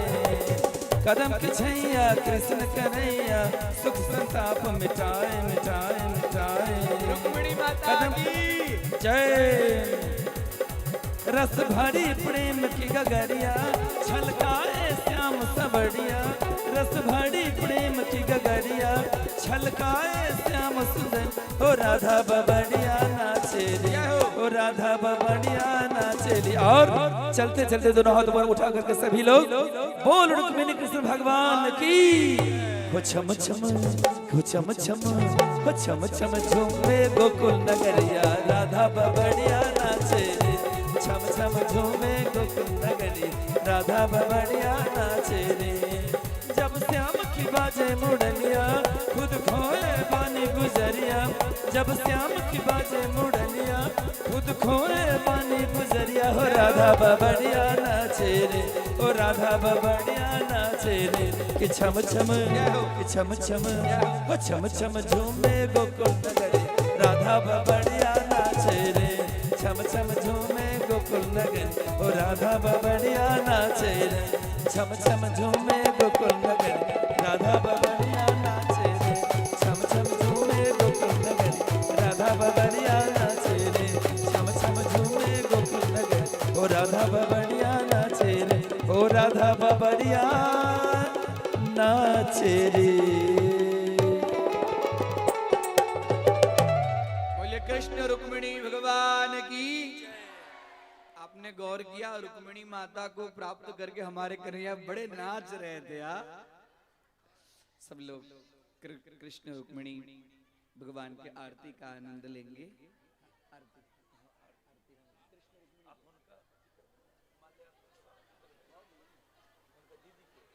पहले आरती को करता।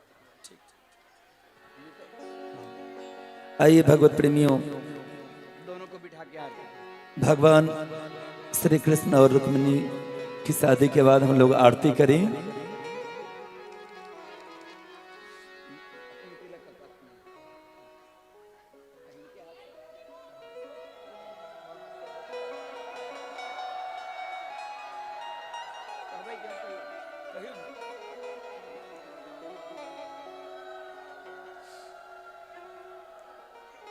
बोलिए कृष्ण रुक्मिणी भगवान की जय।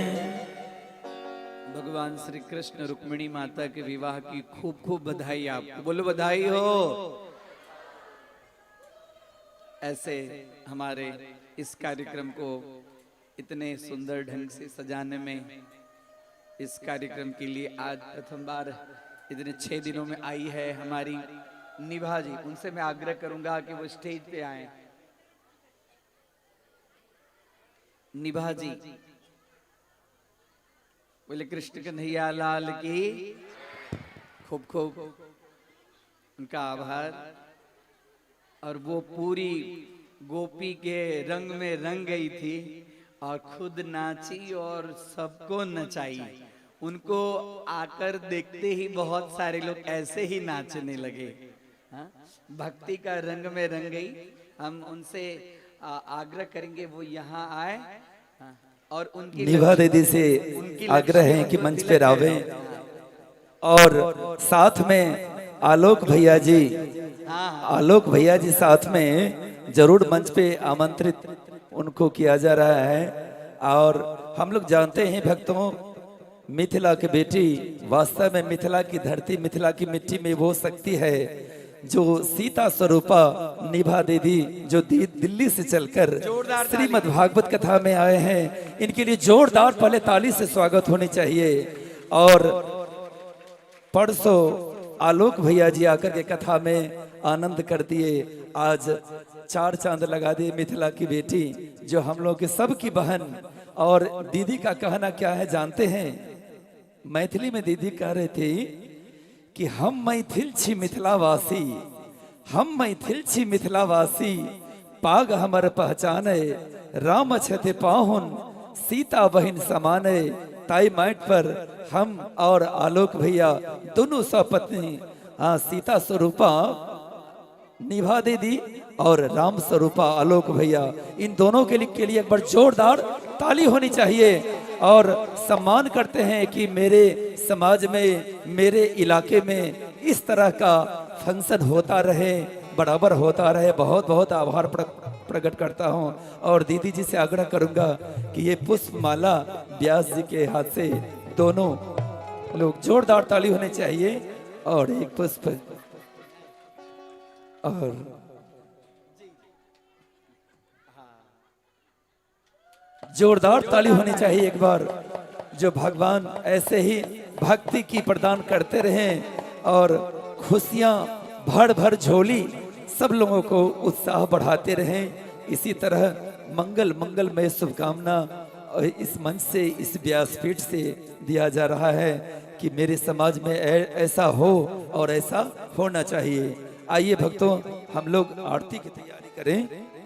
हम इच्छा और कि आज इन दोनों के हाथ से ही आरती है। हाँ, आज ये कृष्ण रुक्मिणी की आरती है।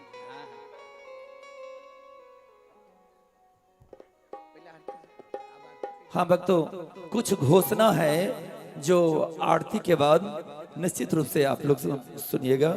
लेकिन उससे पहले अभी आरती राधा और कृष्ण, रुक्मिणी कृष्ण की आरती होने जा रही है। सभी लोग नाचेंगे, झूमेंगे, कैसे? जैसे कल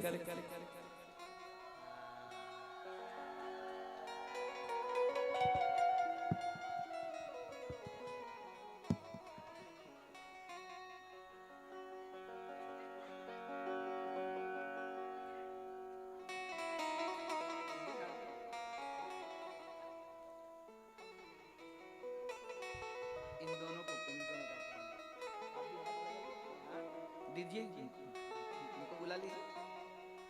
आइए। कीजिए। बोलिए कृष्ण कन्हैया लाल की, द्वारिकाधीश की, रुक्मिणी महारानी की जय। Hello hello. आरती कुंज बिहारी की, श्री गिरधर कृष्ण मुरारी की। आरती कुंज बिहारी की, श्री गिरधर कृष्ण मुरारी की।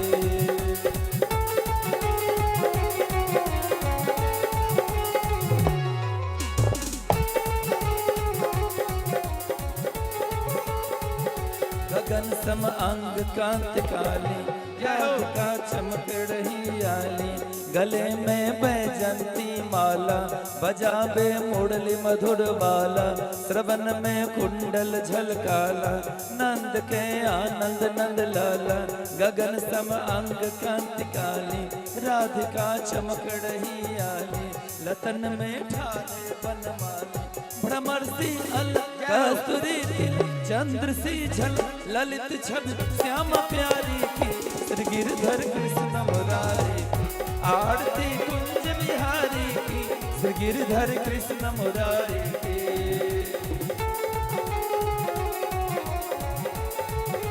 जय हो।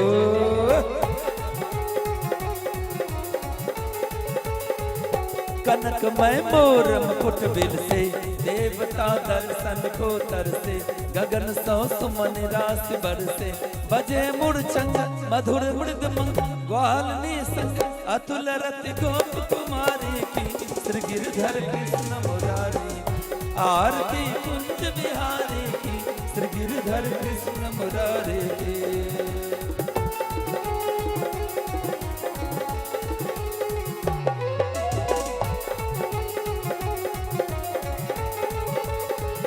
जहाँ से प्रगट भई गंगा, सकल मलहारिन श्री गंगा।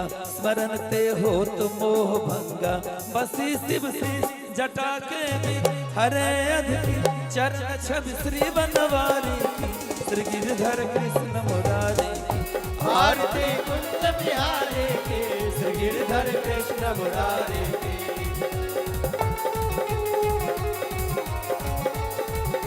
जय हो।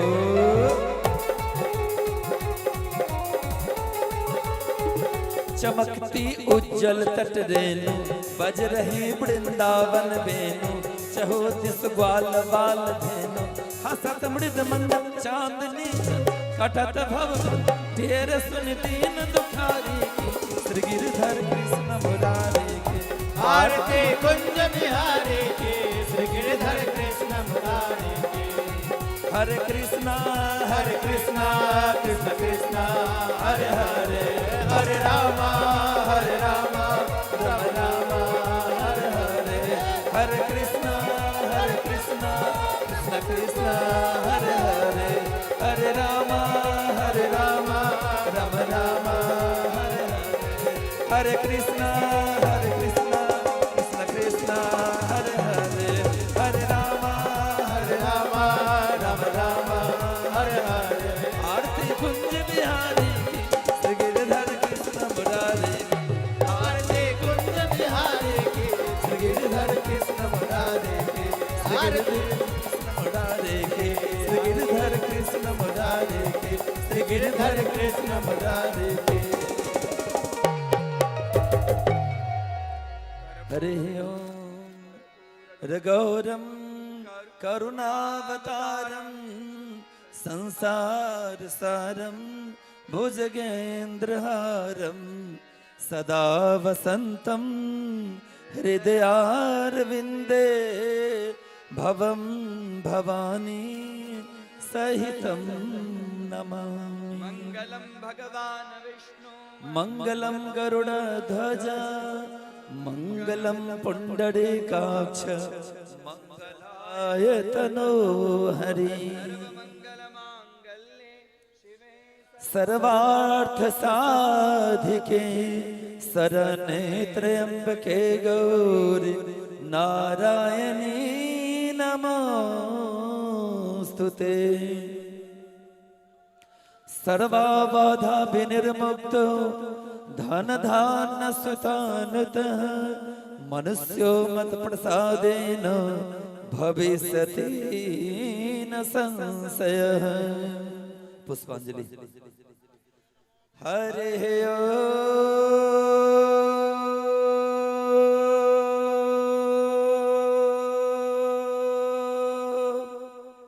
जगे न जग में जंत देवा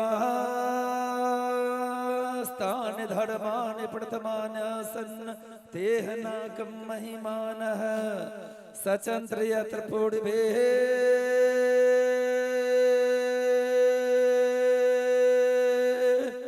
साध्याः सन्ति देवाः